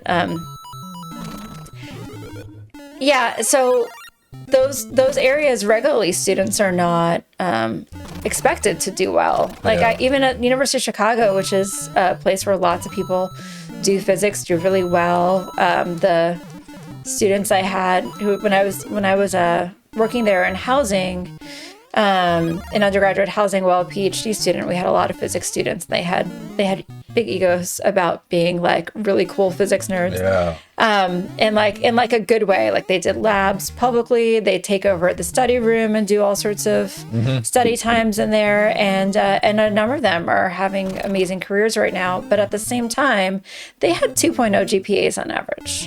And that was just what people did. It wasn't like you were a bad student. It was just, oh no, everybody has a really low GPA. And that just like boggled my mind at the time, but that happens. Oh, bummer. Well, that's something we wrestle with, like in terms of grades, because in the chemistry department, we target a C average, right? And that's the university's formal definition, but that's not accepted across the board, right? It's not.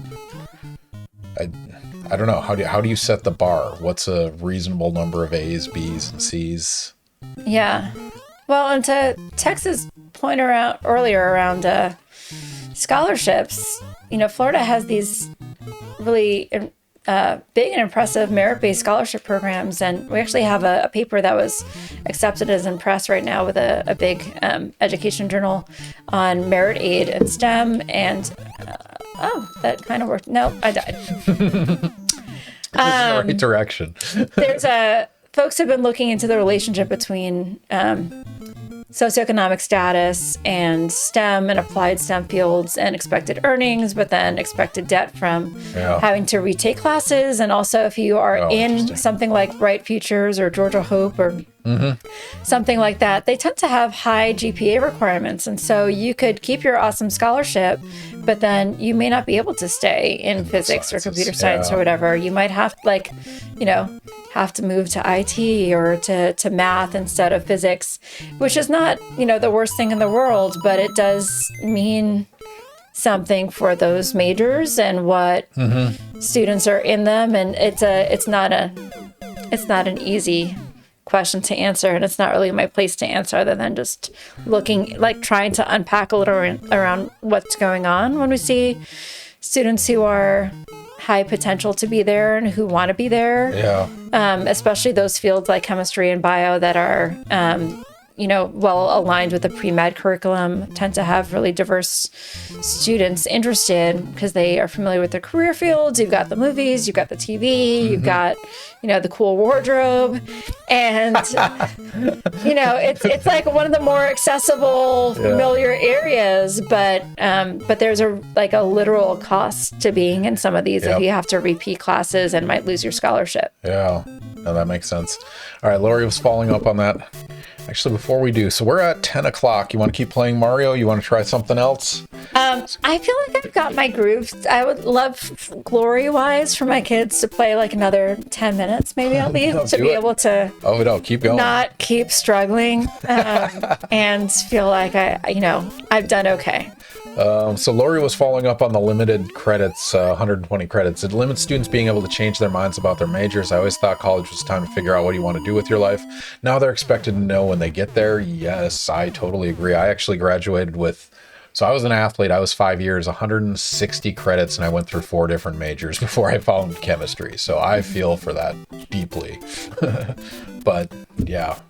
Yeah, I think especially when you have students coming in early, at least in places like Florida, they're transferring from community colleges or they're coming in with dual enrollment. I'm like, oh man, I shouldn't have tried. I think if you get speed, you can make that jump. Okay. Otherwise, you just go lower. Yep. Vaguely remember. Oh man, 8 minutes ago, we got a request a factoid from Huggy Beer. So let's get back to that after we close out this one. I got it over here.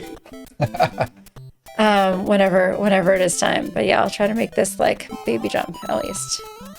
I forgot so students are coming in earlier, sometimes with dual enrollment credit. Obviously not everyone, but some folks are really, can we get there?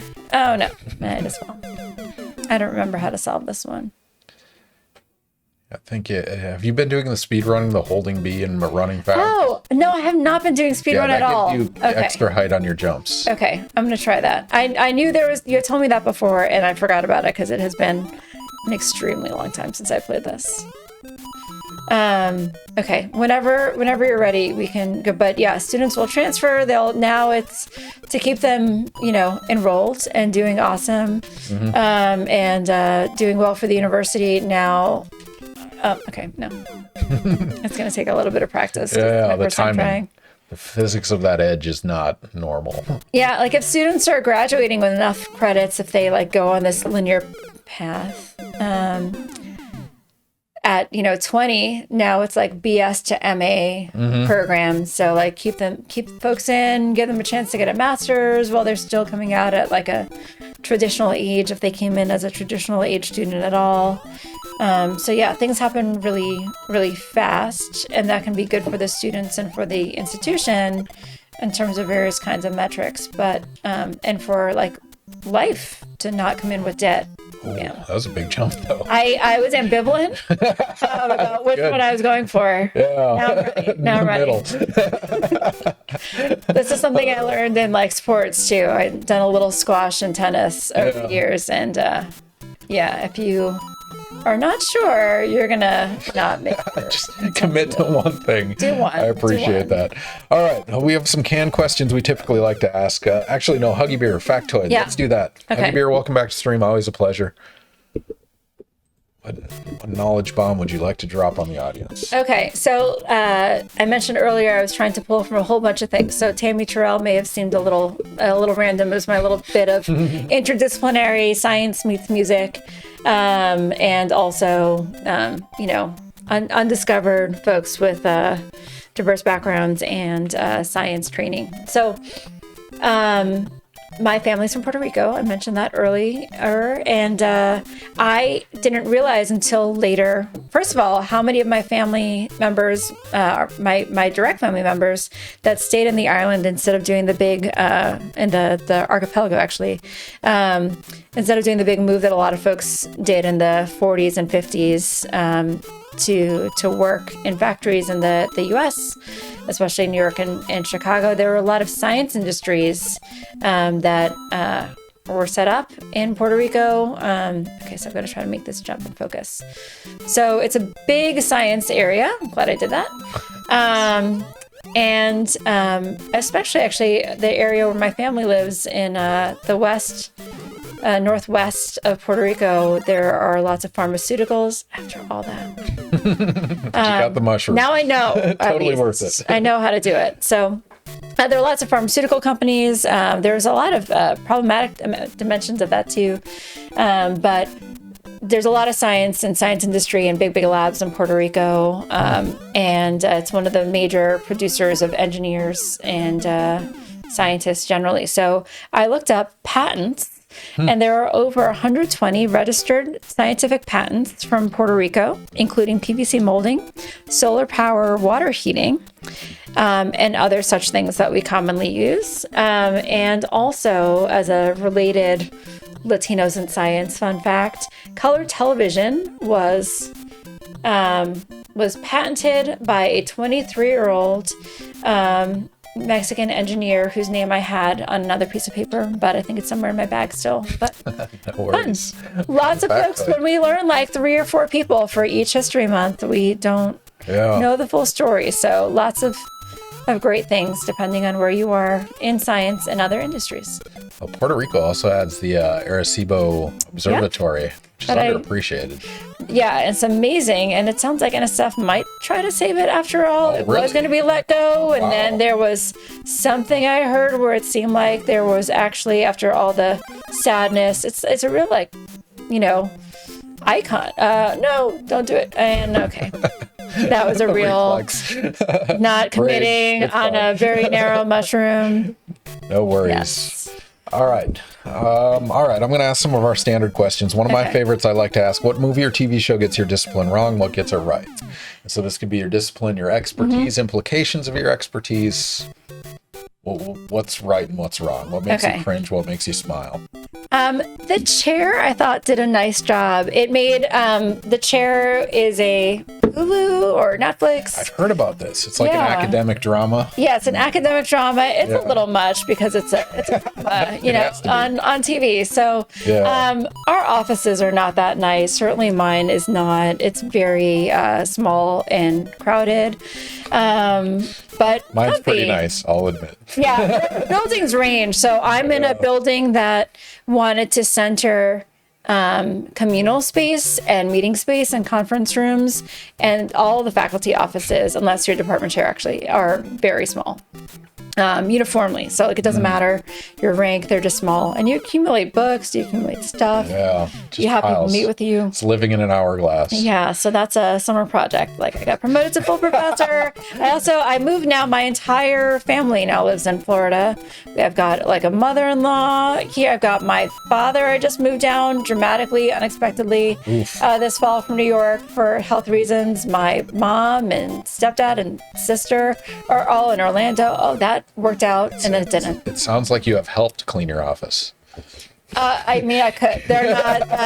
There's not like a hip surgery involved with one of the. Yeah. Okay. So in theory, I mean, my sister, my kids, and my spouse certainly could help do it. And I used to take my kids to my office on Saturdays now and again, and like watch Dora the Explorer while I file stuff, and, like, do emails and whatever. That's awesome. They are less interested in that now. Weird. Why?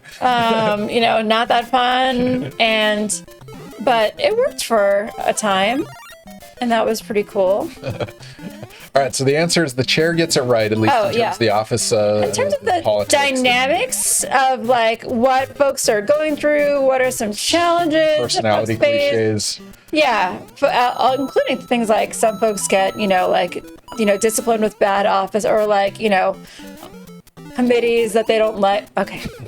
Thinking That while... was an impressive gap you hit. It was Mario wide. These are like slippery mushrooms. I forgot that they're slippery mushrooms. At least let me start. Okay.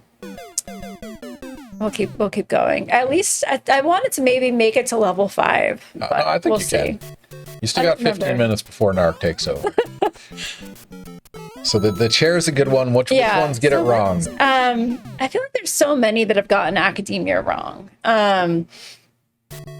But one of the big misconceptions, I think, from watching TV and movies and other things like that was just, and even from the way folks are introduced on, I forgot that happens, is on like National Public Radio even, or on the news on TV, you'll hear faculty be introduced as so-and-so teaches at blah, blah, blah. And I think as we've been talking, you'll hear like, teaching is a part of what we do, but it's not even like I'm doing a lot of mentoring, but I'm doing 0 teaching this year. So it's I think the public understanding of what faculty do or what happens in academia is very thin. It's true that if you think about community colleges, community wasn't bad either. It was a little ridiculous, but it was fun and, quirky. And it was a little bit more what, like real college students look like. Yeah. So I appreciate that a lot. Yeah. I enjoyed watching it while also teaching sociology of ed. And,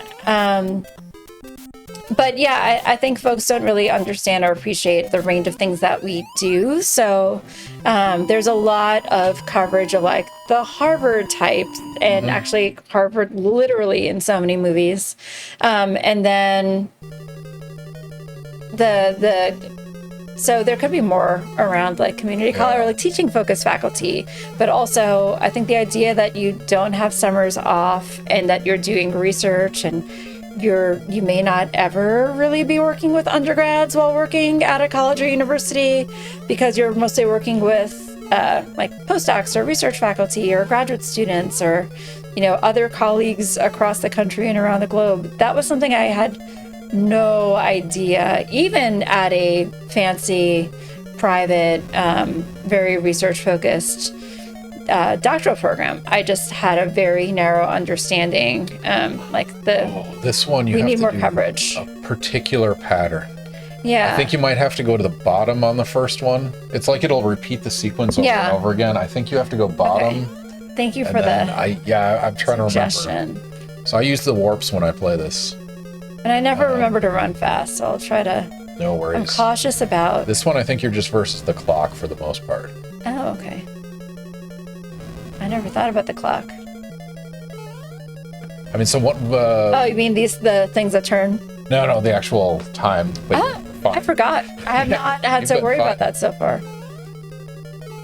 That's the best I've done so far. Like, I could end now. That's perfect. I GG. didn't touch him at all. I wasn't even big. Clean. That was a flawless 4-4. Awesome. Lori, I'm surprised how many people assume I, as staff, get summers off. Yes, none of us get summers off. Well, I mean, we K-12 get summers off. Yeah, I guess we could. But the personality type that gets the job we have doesn't. No, this is very true.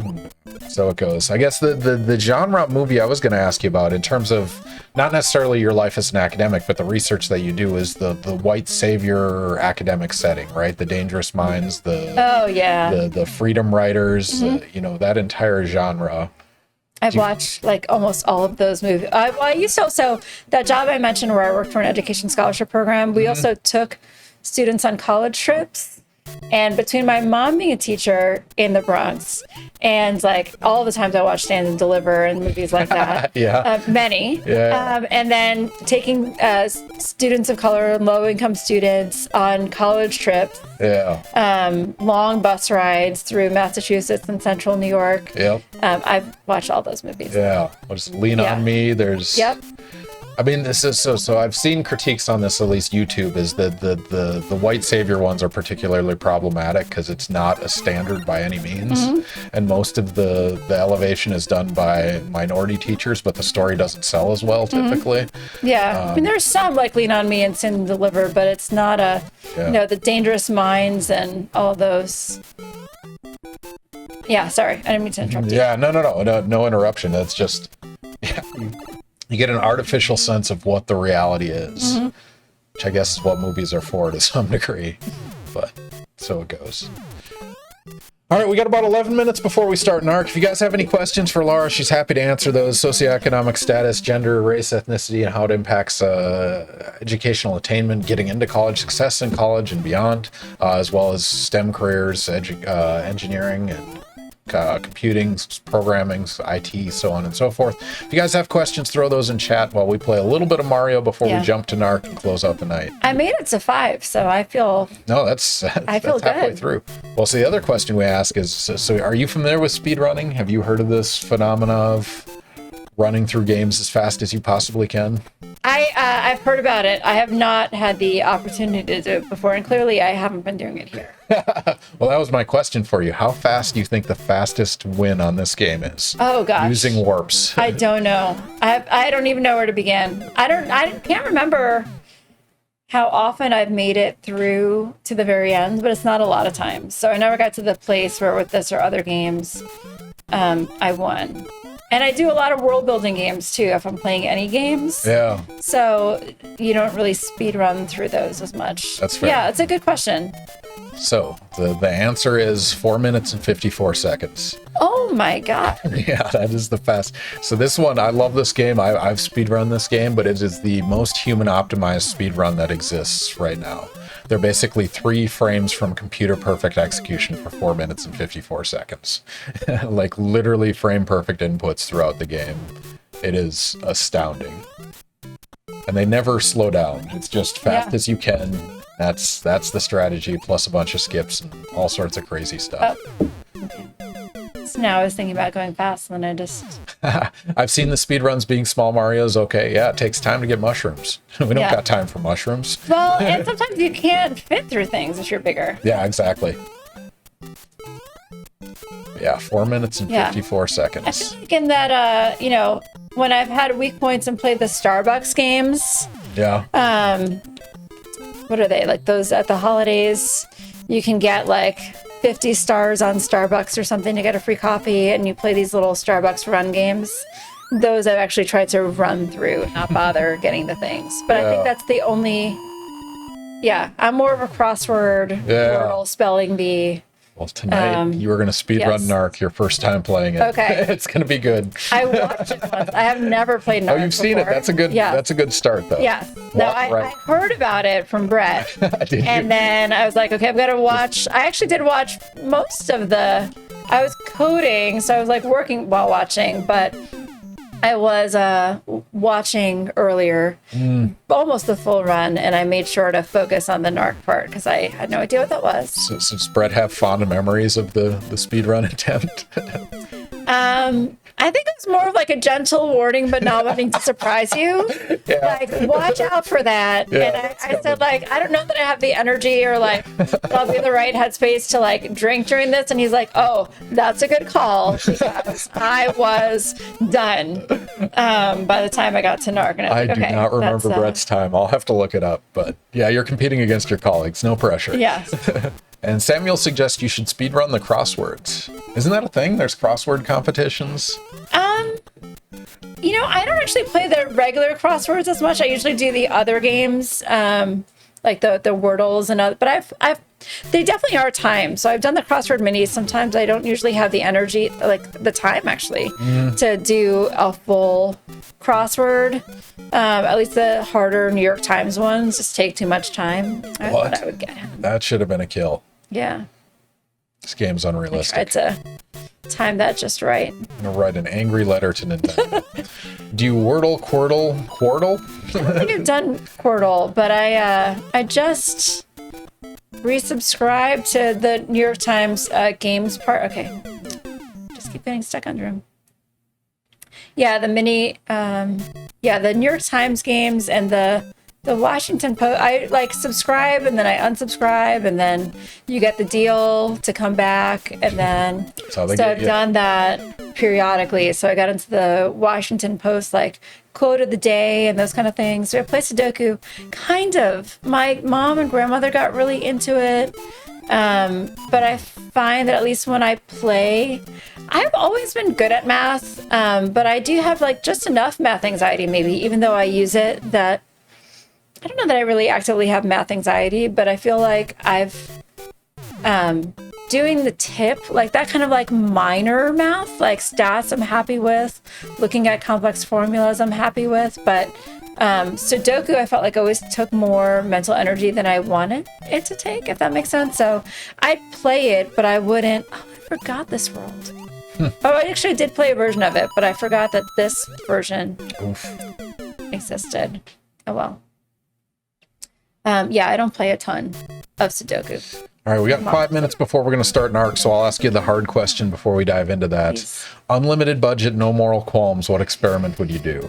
Oh, man. Like, you could watch somebody cradle to grave. You could intentionally make somebody poor and send them to college. Like, what's the most extreme question answering control set you could invent? I love longitudinal data, and I use a lot of longitudinal data, but you still can't. So that would be my one. I saw that earlier, and then I forgot about it. I don't want to manipulate people. I mean, I've run, and even still, though I did it and finished it, and we were very thoughtful and partner engaged in doing it, a scholarship program that we randomized, and actually 2 of them now, because the one in computer science is also a randomized experiment.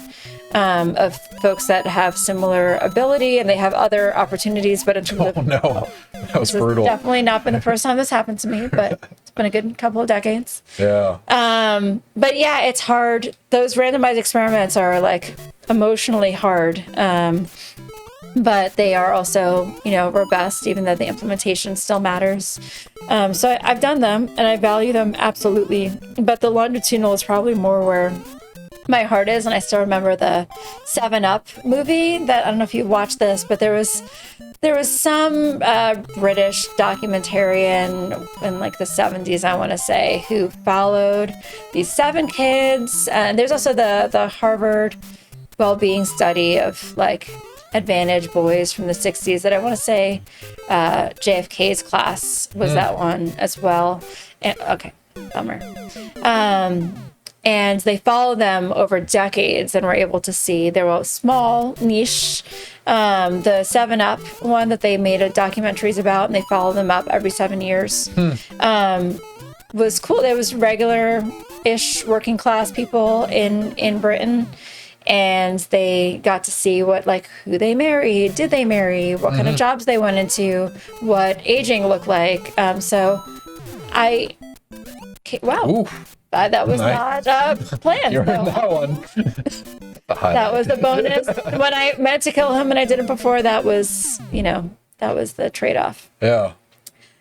So yeah, following people cradle to maybe not grave, but although death and how it works and plays out, and loneliness in older age, health, like all that is super interesting. But my wheelhouse is more in the secondary to workforce space. So if I could see that without interruptions, without weird gaps where, a lot of stuff happens, but you don't actually get to see it or hear from them, like a mixed methods longitudinal study that was long would be amazing.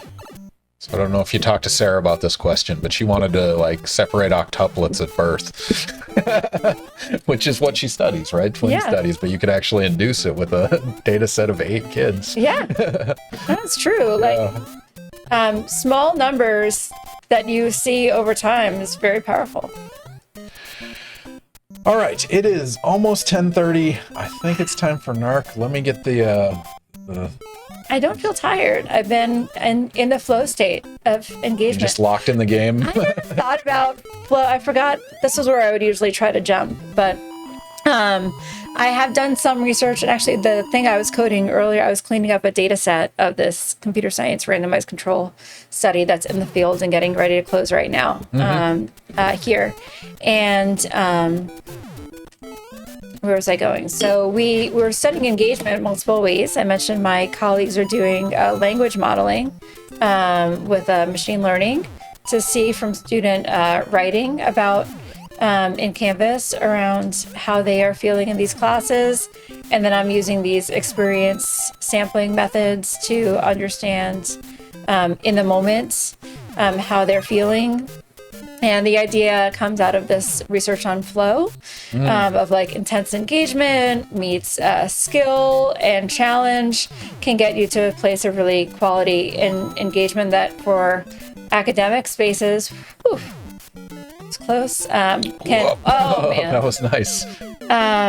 This is better than I thought I was going to do. No, that's awesome. 5.3 is pretty solid. Yeah. So take that victory. So yeah, when you have that flow, you can have more quality learning, especially in places that might be difficult for you, or where you feel like your stereotypes might be induced, or we feel like so there are a number of social science, social psych, and influenced interventions that have come up. So I don't usually think of myself as studying interventions, although I study the consequences of them or framing for them. But this one, we are actually looking at an intervention that's a scholarship that also has mentoring and other things involved, and looking at flow state. And the reason I brought that up now is because I was just listening to and I think it was NPR Plus. It wasn't a podcast. It was just a short news clip where they were talking about flow in video games, which is not usually the example I hear about. Yeah. But it was like this past week, or even in the last couple of days, they were talking about how when you're feeling really stressed, chilling out with video games and just getting really absorbed in the activity, you don't want to do that too long and like forget about the world and other things that you have to do. But it can be a way to just kind of mentally check out and come back feeling a little bit more.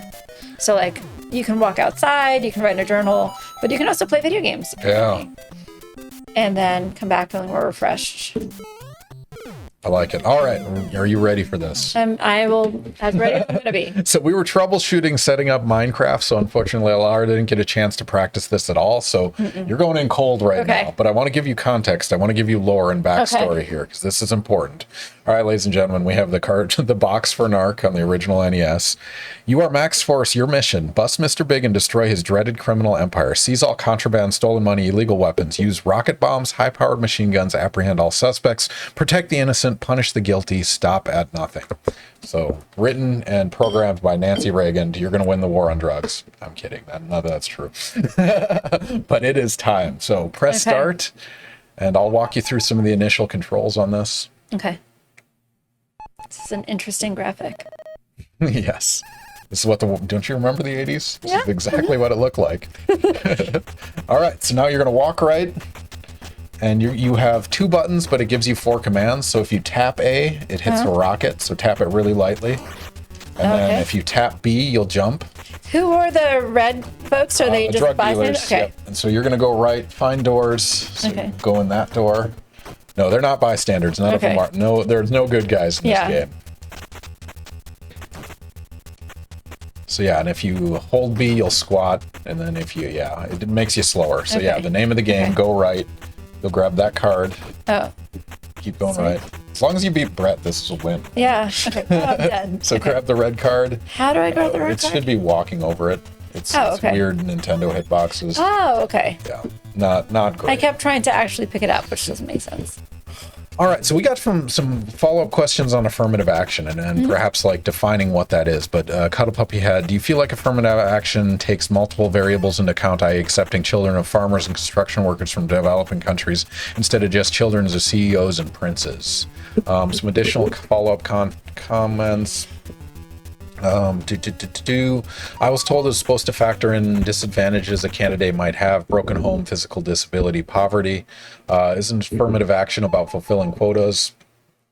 Isn't it inherently patronizing and, dare I say, racist to boil people down to an archetype and standardized form and tell them more or less better because of this label? So it sounds like there's some misconceptions bundled in there. Do you want to give a broad view of what affirmative action is and what it did? Yes. So affirmative action exists in multiple countries, actually. It sort of barely exists here, hanging on by a thread. And so the idea when it was first starting, which is not the legal basis for it now. Where am I going? It'll be the last door. It'll have an arrow over it. I appreciate now that I will, there's no actual dying here. Okay, the last door. Yeah, you'll see it. Okay, so affirmative action in most places in Brazil and India, the US, and other places where some version of it exists is to remedy past wrongs and social injustices. So, for example, for colonization, so it was here places where like people from Puerto Rico and areas of the Southwest that have been taken over, but that used to be Mexico and then became part of the U.S. for folks who had been enslaved or descendants of folks who had been enslaved. So I hate to interrupt, but I have to walk you through this. So you're going to shoot the guys wearing black coats and with bullets at close range, and one of them will drop a blue card. Oh, okay. So I saw something about a blue card, and I thought I just had to get it. Yep. So shoot bullets. So hold A. Oh, A. I was doing the squatting for no reason. Yep. So yeah, just shoot everyone, and eventually someone will drop a. So not rockets, just bullets. So you'll hold down A. You're going to do it by the door. So there's light touch of A is the rocket, and then bullets. Yep. So you can just hold. Oh, okay. This is more efficient. It definitely is. More bullets per minute. So this is something that is wild. We'll get back to affirmative action in just a second. Yeah. But I live in the country area of Tallahassee. It's Tallahassee, but barely. Okay, there we go. And I have been confused about. I keep walking over it. Yeah, no. This is Nintendo. The hitboxes don't make sense. Okay. So keep trying to walk over it. You'll walk over it right at some. No. Okay, there we go. Okay. Right in the door. Nice. All right. Cool. Yeah. So I'm not surprised that people will skeet shoot and shoot deer, but I live adjacent to people, around, not necessarily my immediate neighbors, but I'm surprised by the amount of recreational hunting with machine guns that happens. It feels like that kills the, no pun intended, the fun of, or the sport of the challenge. So yes, I was appreciate the efficiency of machine gun warfare in NARC and trying to get through to the blue card. Yeah. But that was one of the things that confused me about here. Yes. You'll be in good position.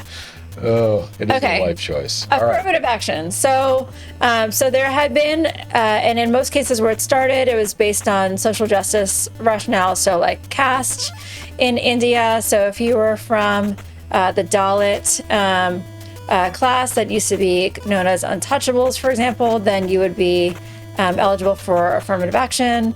All of these policies have changed over the decades, just like it changed in the U.S. Get in the car. In this car, yep, tap B. You'll stay on the bottom and drive to the right for a little bit, and then you'll hit something to keep walking. Okay. Definitely guidance is appreciated. But this is kind of fun. There's more swag here than I thought there would be. It's a little stretch. A saunter. Yes. No rush. Saunter. kind of moonwalking. One speed. Forward, moonwalking forward. Yep. Oh, fun factoid about NARC, actually, related to race discussion, is this was one of the first games, if not the first game, where you could actually play as an African American character. Oh, wow. So prior to this, it was they were the bad guy, or they were an NPC of some kind. But this one, the second player, not the first player, but the second, so you got to jump over that. Sorry. Okay, I was trying to figure out what to do here. Yep, so tap B. Jump B. Yep, so the red character, if you tap it just lightly, like yep, there you go. Oh, okay. Now go right. Yep. So you might want to tap the jump shoot. So tap B to jump and then A to shoot, because that's going to be something that's relevant later. Okay. But yeah, the second player in this, the red character that you play, if it's 2 players, is actually an African American character. So fun factoid. Oh, very cool. For free, nobody had to pay internet points for that one. Yeah. I just dropped that on them.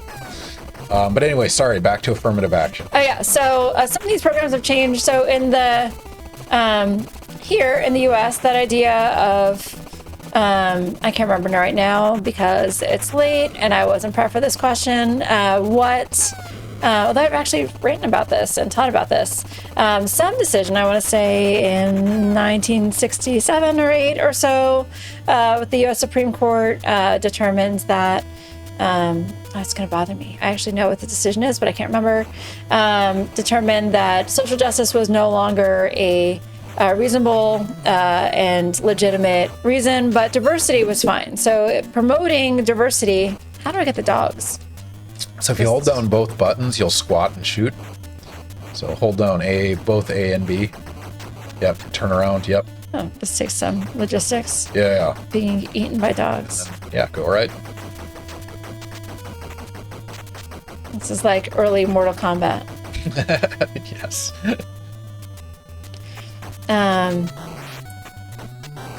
Yeah, so social justice wasn't allowed, but diversity was fine. Diversity was nice. Diversity still has had that kind of nice feeling. Car, stay on the like, bottom. Why not have diversity? It can help people learn and do good things. And so diversity, it was considered legitimate. And then in 2003, it was like diversity to a degree. And then that was whittled away again in 2007. So press the button a little lighter.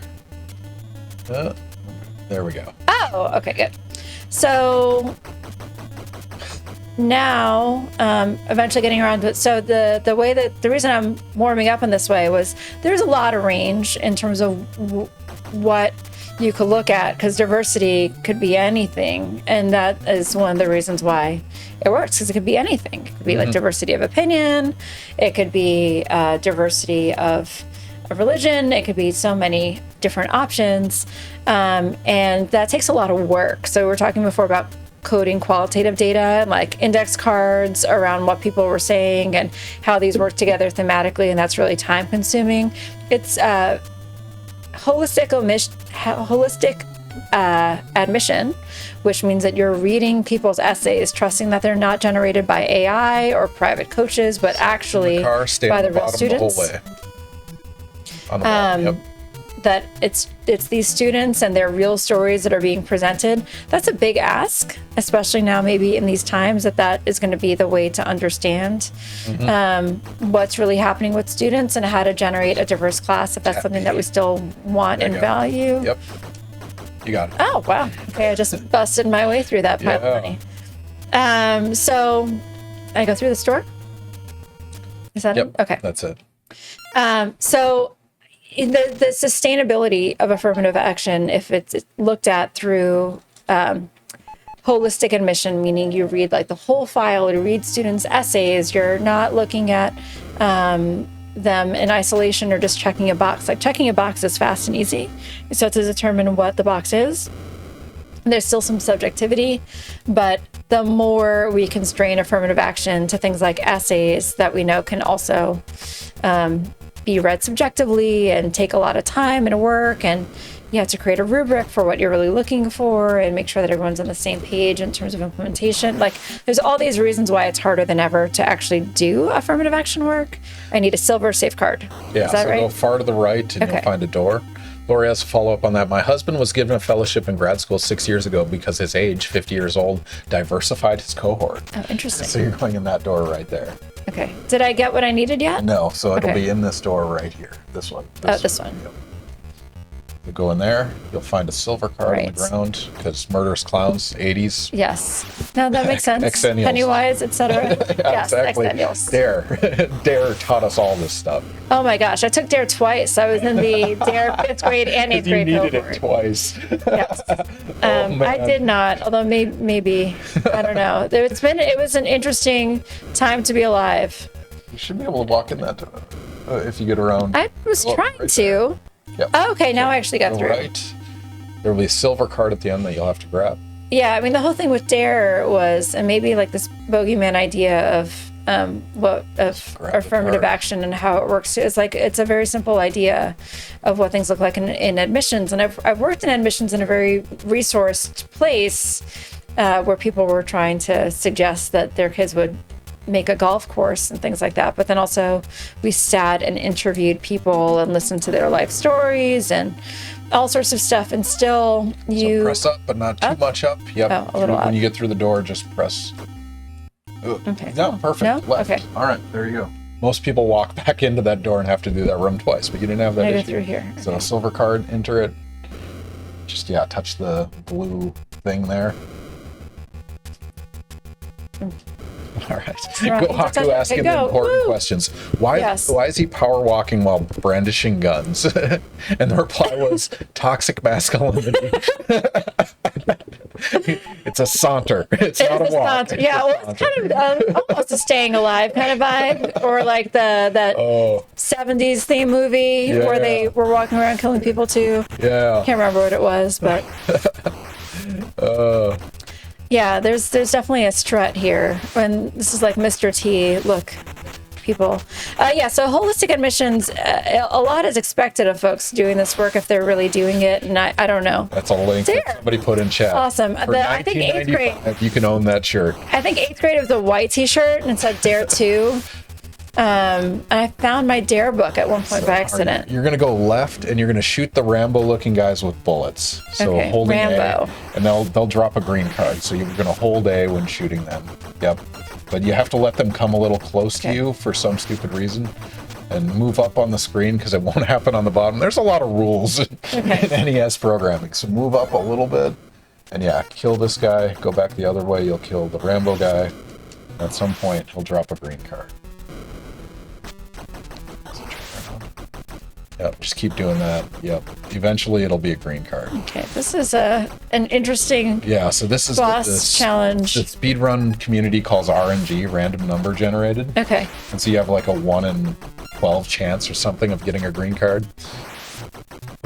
Anyway, I'm completely interrupting a really important discussion about I don't affirmative know. action. NARC. So diversity can mean anything, and so it can mean anything, and it depends on what folks. And there, I don't mean that in any like judgmenty way. It could make sense that you want people with different kinds of experience, and if you're, for example, in a educational leadership program training principals, you don't want everyone to be 22 necessarily. You want some people with life experience to round out that cohort, similar to how colleges will want like a soccer player and someone who plays a trombone and someone who's worked on the newspaper to have a diverse class. So there are not a lot of rules predetermined, certainly by like the federal government of I feel like what you should it have gotten the means. card already. Maybe I check know, if you already have it. Try the. what to say, Oh, insert. oh, Okay, there I it is. must have You picked had up it at some point. I don't know. I shot a lot of bad guys. Congratulations. Okay. It sounds like you're casting for the real world. I mean, That's a very dated reference. Take us, Texan. You're part of the Zennials, aren't you? I remember the first year it came out and we all watched it. So one of the My girls first research from summer. One of the girls from the first 2 seasons is actually a hairstylist in Tallahassee. Yeah, exactly. No, we learned about this when we first arrived here. We were trying to find a place to get haircuts, and like she spent the whole time talking about her experience on the real world. Oh my gosh. So, fun fact, small world. Team Puck. Wow. So you're going right. I remember Puck vaguely. Yeah. It was when they hit the real world road rules challenge that you really hit the next level of MTV viewing. There was a classmate of mine from high school was on Average Joe. There's some Joe show, Joe like Schmo? Average Joe or Average something. Joe, okay. I don't know, but there was some weird world where like, and I am from the New York metro area, so it's not like maybe that weird for folks to end up auditioning for shows, but I've known a few people who've ended up on reality shows. And yeah, there was one case where the dating partner was like someone who knew my friends, and I knew the other half of the relationship or something. I'm like, this is crazy. Like, how many folks are in these things? I had a friend from high school who also was on I can't remember the singing one, American Idol. She sang bad on purpose. Oh, interesting. Because I sang with her through high school, so like she was encouraged to be extra bad for Simon Cowell to end up on, like, she was on Entertainment Tonight. My mom called me and she's like, Marissa is on. Oh my gosh. All right. So reality show is interesting. It's very much exennial and beyond. I never got into the Housewives and all the new generations. Go Haku. I miss old MTV. Singled Out, that dating show. Yeah, I remember Singled Out. Text and spit clarifying for anyone in the audience that's under the age of, we'll say, 35. For those of you that don't know, we're talking about this is a TV show on a music channel from the late 90s. 1900s when TVs were square. Yep. Yeah, I interviewed for MTV News. I was initially going to be a journalist. Wow. Social science related. And then the recession, the .com recession happened. Bubble, yeah. And I had student loan debt, and so I couldn't work without a contract and without health insurance. So I ended up working at a... Love that card. Oh, I do? Okay, Yep. nice. Oh, I'm finally figuring out that if it says insert, that means I have it. Took me this long. I think it affects the stance too. It looks kind of like they're holding something. Keep going, you have it. Okay, cool. Yep, I'll tell you when you have to kill somebody. Okay, yeah, I have no ability to read the clock or Oh, no worries. anything else at this point. You're doing well. The end boss is going to be a battle, but that's Okay. always the case. I know he looks like that Marvel guy, like the big head, Vince D'Onofrio type person. Yeah. Texan has a request. Tell me about your Rage Against the Machine phase. Oh, Did you have one? I didn't really. I mean, I wore grunge like everybody else, but it wasn't my. I also, as a girl, I was in the whole like, you know, that whole Lilith Fair generation. I listened to Jewel and all those people. So I liked. What are they called? I can't think now because dogs are eating my leg. It's hard to focus. Not Led Zeppelin, but the other, the group that was big in the 90s. That one. Not that one. I don't know. They're more information. But like, the downer 90s emo groups, I definitely listened to them. Nirvana was not my favorite. I wasn't particularly sad when Kurt Here Cobain you're gonna died, shoot but all these guys with bullets, and then a guy in a wheelchair is going to come out, and you have to hit him with rockets. So you're going to hold A to I've shoot been these so in guys, bullet mode. and then tap. So light taps on. Yep, a little lighter. There you go. Did I get him? Am I done? I have the gold safeguard. Weezer. I do remember Weezer now. Yeah. That did not fit the description. No, that was not what I was thinking of. So I can't shoot remember all them these now. guys on screen, and then wheelchair guy will come out again. Oh, because I have the gold safe card, or No, maybe I you don't. didn't get it. Okay. Yep, not yet.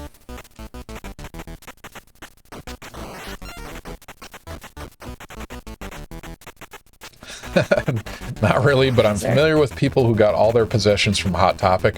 Oh, they're asking about an emo phase. Oh, I mean, I had black leather boots. Oh, there you and go. things One. like that. Nice. So you got to hit him twice more as he inchworms off. I love that. You got to saunter and then inchworming. Nope, you have to hit him twice more. So kill everything on the screen. The next one will come out. All right, anyone in chat, if there's anything I'm missing question-wise that you guys want to ask Lara while she beats the final boss in NARC, we got about 10 minutes left. 10 minutes plus or minus a certain amount of time. Yeah, but if you guys have any questions, throw those in chat. Also, if you think of somebody that we should raid, find an educational streamer that's streaming right now, somebody that we can bring our literal dozens of viewers over to, let's do it. Have a shared community with other educational streamers. I played the Black Parade, My Chemical Romance. Gotta love a rock opera. There's a ton of good stuff out there. Yeah. I can't. Eddie Vedder, what was his band? That one was what I was going for. Oh man. Somebody knows. I think of someone in chat. Pearl Jam. Pearl Jam, yeah. It was like a well-known. It was Pearl Jam. Sublime was the later one. I like some Sublime. I watched at our local community college the first concert I went to. I wanted to go see Billy Joel and Elton John. That was the big thing, but I was not allowed. My parents let me go. Edgy. I was just too young. Like that big tour was when I was like 15, 14. Aggressive lyrics. But I was finally just right when No Doubt opening for the Gin Blossoms. This was like 1996 or something. Yeah. I was at the community college. So. Nice. Oh no, that's 3. Oh, he'll dissolve into a gold card. Nice. There we go. Have I? Okay. Now I can go. Maybe I died, but you know. You're good. Nice. Dying is way less traumatic here than in the other game. Are you ready for the giant head? Yep. It's time. You saw it, so there's no spoilers here on this. Yeah. one. I would have been more confused, but now I know Mr. Big is not the Sex and the City Mr. Big. It's a very so go to the top of the screen, and you're going to jump, so all the way to the top, and it'll be a jump rocket. Jump rocket. So you're going to want to get a certain different distance away, stay at the top of the screen. It makes it easier. And it's to face the right direction. Lori, my first concert was Kenny G. Oh my gosh. Texan, my first concert was Raiders in the Sky. Oh. I think my first concert was actually Weezer. Oh. So yeah, go to the top of the screen, like as high as you can. Okay. AC/DC. Oh man, we're learning information about the age of our viewership, and the answer is not 15. I took my sister to her first concert, which was the younger brother of the blonde New Kid on the Block member. I can't remember. They like all ended up on drugs at some point and getting into trouble with the law. But I did do that, and I saw my first stadium and I think only stadium concert was Bon Jovi. But that was my friend wanting to go. She was like very John Bon excited. All right, so you want to get away a pretty good distance, like get to this side of the screen when he's over there. And then turn and like the little tap. Yep. No, that was very close what you just did. So get some distance, try it again. So then the jump and then the tap. Jump. Yep. So get some distance, do it over again until it happens. Keep messing up the jump part. Jump tap. Ken, are you planning to go to Weezer's Blue Tour this year? I honestly didn't even know they were touring. I haven't kept track of their more recent. After like Beverly Hills kind of, I don't know. It was too much. It was like, oh, you made it filthy rich and now this is what you're going to write. I got a little jaded with Weezer. Green Day is in that same category? Yeah, Green Day. Yeah. So get some distance away, turn around and shoot. All right. Stuck in his You guys have body. any questions? Hollywood, Florida, September 21st show. I'll ask Debbie. I'll see if she's interested in going to a Weezer concert because I still like Weezer. I still like the old stuff. All right. Let's do speed round on a few questions. What's your favorite equation?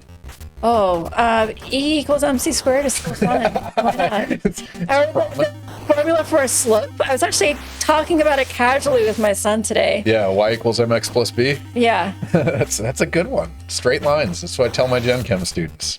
Hit it with a straight line, you can predict anything. Or you can think you're predicting something. What is the Earth is flat or anti-vax equivalent in your field? Oh man. What's the misconception?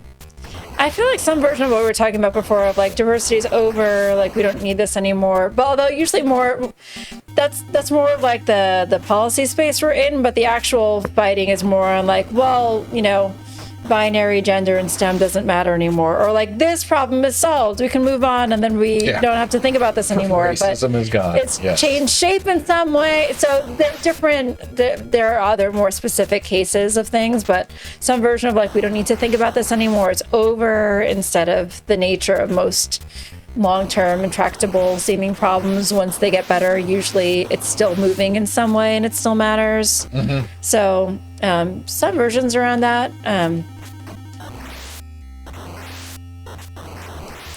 When you're like in his head, it's like you're stuck and you can't. He's like causing damage to you, so you have to keep a distance. Texan, I don't even see color, y'all. That was a promising idea for a long time, and it was a nice one. Like I was there too, but it tends to not work. If folks were nice, it might work, but it still tends to not work as a policy solution. Taken out of context, this is going to look really bad. Yes. We are both at risk of being on DeSantis's list after tonight, so it goes. We were at the same age in college and near each other. We may well have met, but I don't know. Wow. I've not met him in Tallahassee. Yeah. Oh, good times in Florida. We'll see. The next election cycle is going to be interesting. So as of the last week, both abortion and recreational marijuana will be on the ballot. Yeah. And most other states, you're looking at a 6 or 7% swing in voter turnout for those issues alone. So I don't know. It's going to be interesting. Yeah. Young people might maybe actually turn out. I'm going to tell my Gen Chem class of 350 students they have to. So you have to vote whatever you vote for. Folks worked really hard to get the right to vote, so... That's one thing I tell them, too, and maybe it's a jerk move, but it's like, as a land-owning, literate white male over the age of 21, I'm the only person that could vote in this room 150 years ago. And it's like, people fought and died for your right to do it, and you're just ignoring it. Like, show some respect. Yeah. But anyway. Can't forget Olympics this summer. Oh, yeah. We're actually going to be in London for the FSU study program. Oh, wow. And we're not going to Paris on purpose to just avoid the mayhem that will probably still be in London. Yeah. Lots and lots of tourists. But, okay, the jumping and shooting is what has been tripping me up. I can get you past. Is the hat the problem? Yes, it's the jump shot. You have to jump shoot him in the hat. Oh. Okay, see, I was definitely not thinking about that. Even after watching, apparently I was at the end of my activity and I was not paying that close attention. This is like the great equalizer. If you do this quickly, Adam DeWan actually, a month ago, he got fastest time ever, and he basically got the hat first try, and I'm convinced it's an accident, but he got it. Blue guy's having seizures. This is not easy. It's so much easier than it really is. Oh, man. Well, it's a ginormous head. If this is going to haunt you, don't worry. There's a 30-minute YouTube tutorial. The most production value I've put into any video I've ever created is in the tutorial for this game. And it literally has dozens of views.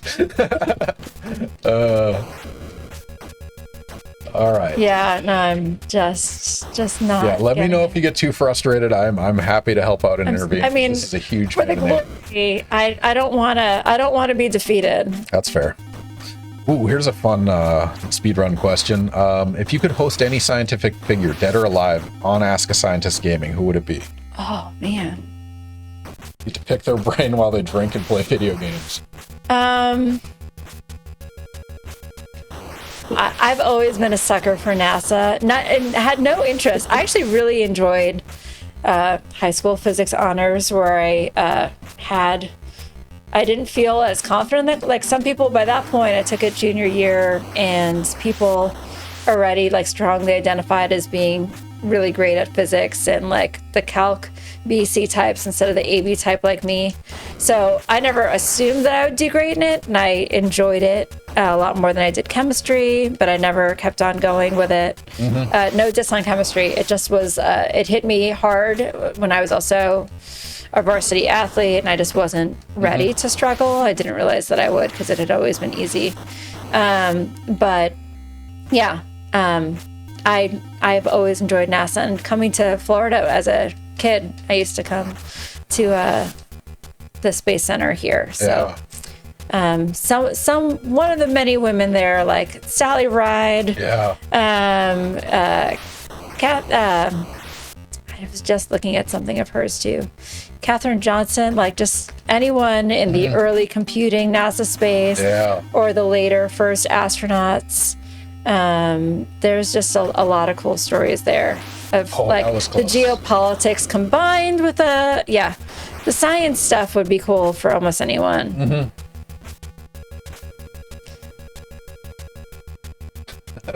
This boss is terrible. I'm so sorry. What is happening? Well, just as I'm getting the jump sequencing right, I get stuck in him.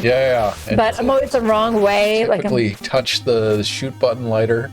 But yeah, last minute questions. If you guys have them, Lara's going to take on Mr. Big and win the final battle and win the war on drugs. In the meantime, if you guys have questions, last minute questions, get them in chat. Also suggest people we should raid. There's a few people it looks like they're streaming. Science, Sid Hersey is on. I don't know who else is science streaming. Let's take a look.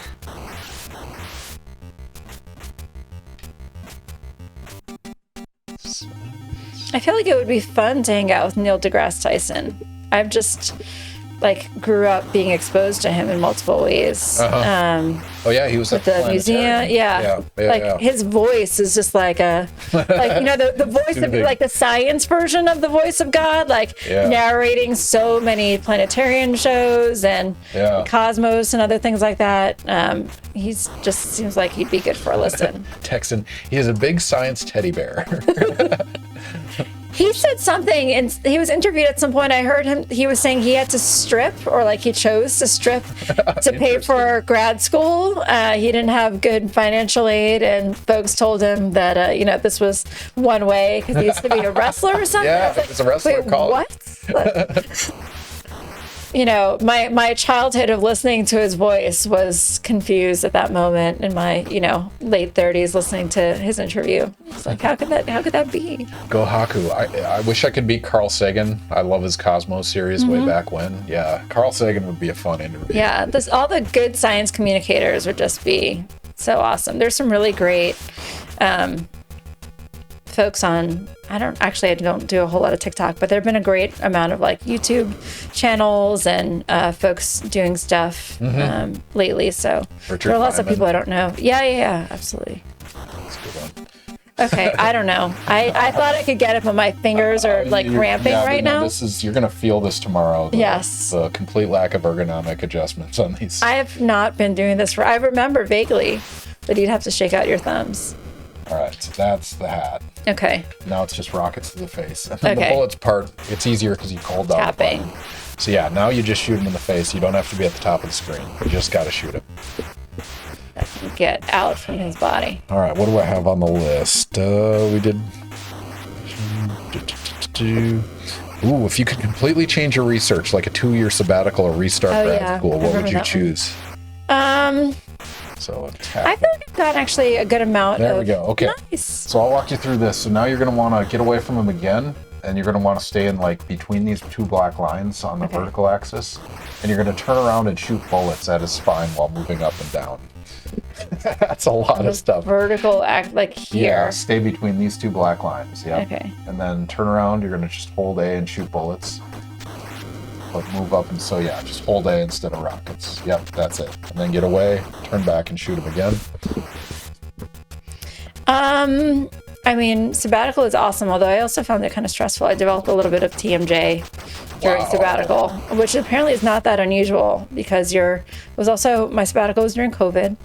So I was had a lot of papers that were stuck in the pipeline with a lot of burnt out reviewers that were not as constructive or timely as they could have been. Just burn it to the So ground. they're just like, just burning things down. Then I was angry, and then I was trying to support my grad students and postdocs that were also stressed and wanted to get their papers done. So I was clenching while staring at a screen and not using blue light glasses.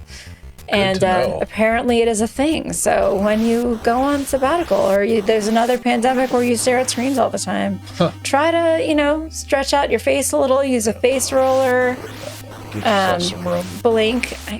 I keep getting just like stuck in the monster. War on drugs. Yeah. That's just how they taught us in DARE. So yeah, with bullets, you're going to move up and down a little bit because its hitboxes are very weird. Yeah, just like that. So get a little distance away. You can hold bullets the whole time. Infinite bullets, infinite rockets. I'm not good at coordinating the timing of this. Yeah, but that's the basic idea. Okay.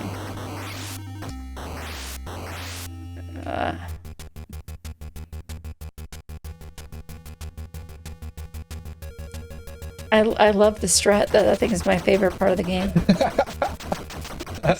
Oh man, I apologize to every guest, and yet I make all of you do it.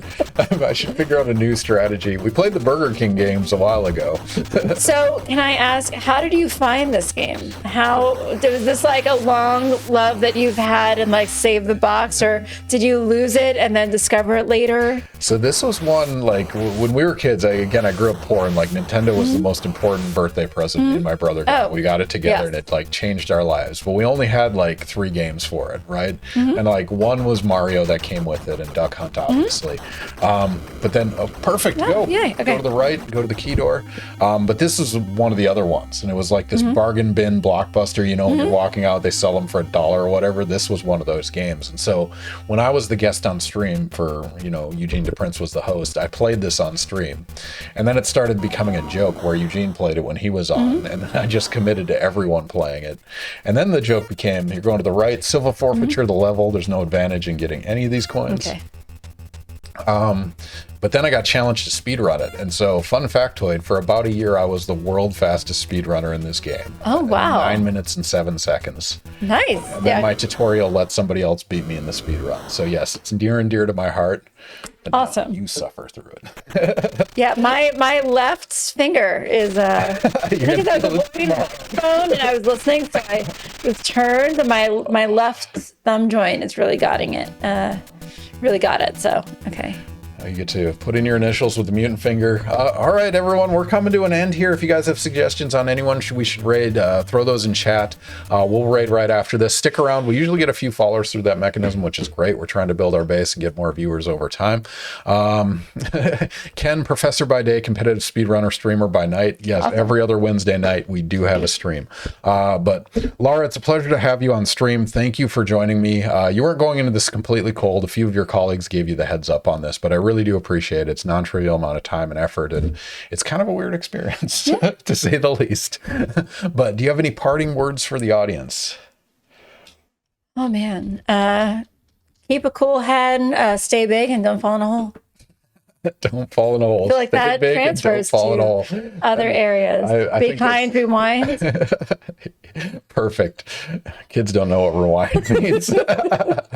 Blockbuster reference, but I got that vibe looking at the NARC box. So. Yeah, isn't that crazy? Yeah. All right. Well, thank you all for joining us. Your questions are amazing. It takes us down interesting journeys and interesting questions. We really enjoy the discussion, and thank you again, Lara, for joining me. In 2 weeks, that'll be April 17th. Our next guest will be Dr. Hitesh Chilani. He's an expert. He's from the Department of Physics here at FSU. He does condensed matter physics, particularly quantum information entanglement and the physics of disorder, which is a weird thing. We think about physics and rules and stuff being ordered, but you have to process disorder to understand certain systems like spins, quantum states, and liquids, and all sorts of crazy stuff. So if you guys are interested, 2 weeks from now, Hitesh will be on. I don't know what we're playing yet. He hasn't emailed me his game, but we'll figure it out. But yeah, he's a physics. How well does he play Mario? I don't know. We'll find out. Should I force everyone to play Mario? But anyway, thank you all for joining us. It's always a pleasure. Stick around. We're going to raid somebody. We'll find an education streamer, but it's always a pleasure, and hopefully we'll see you guys again in 2 weeks.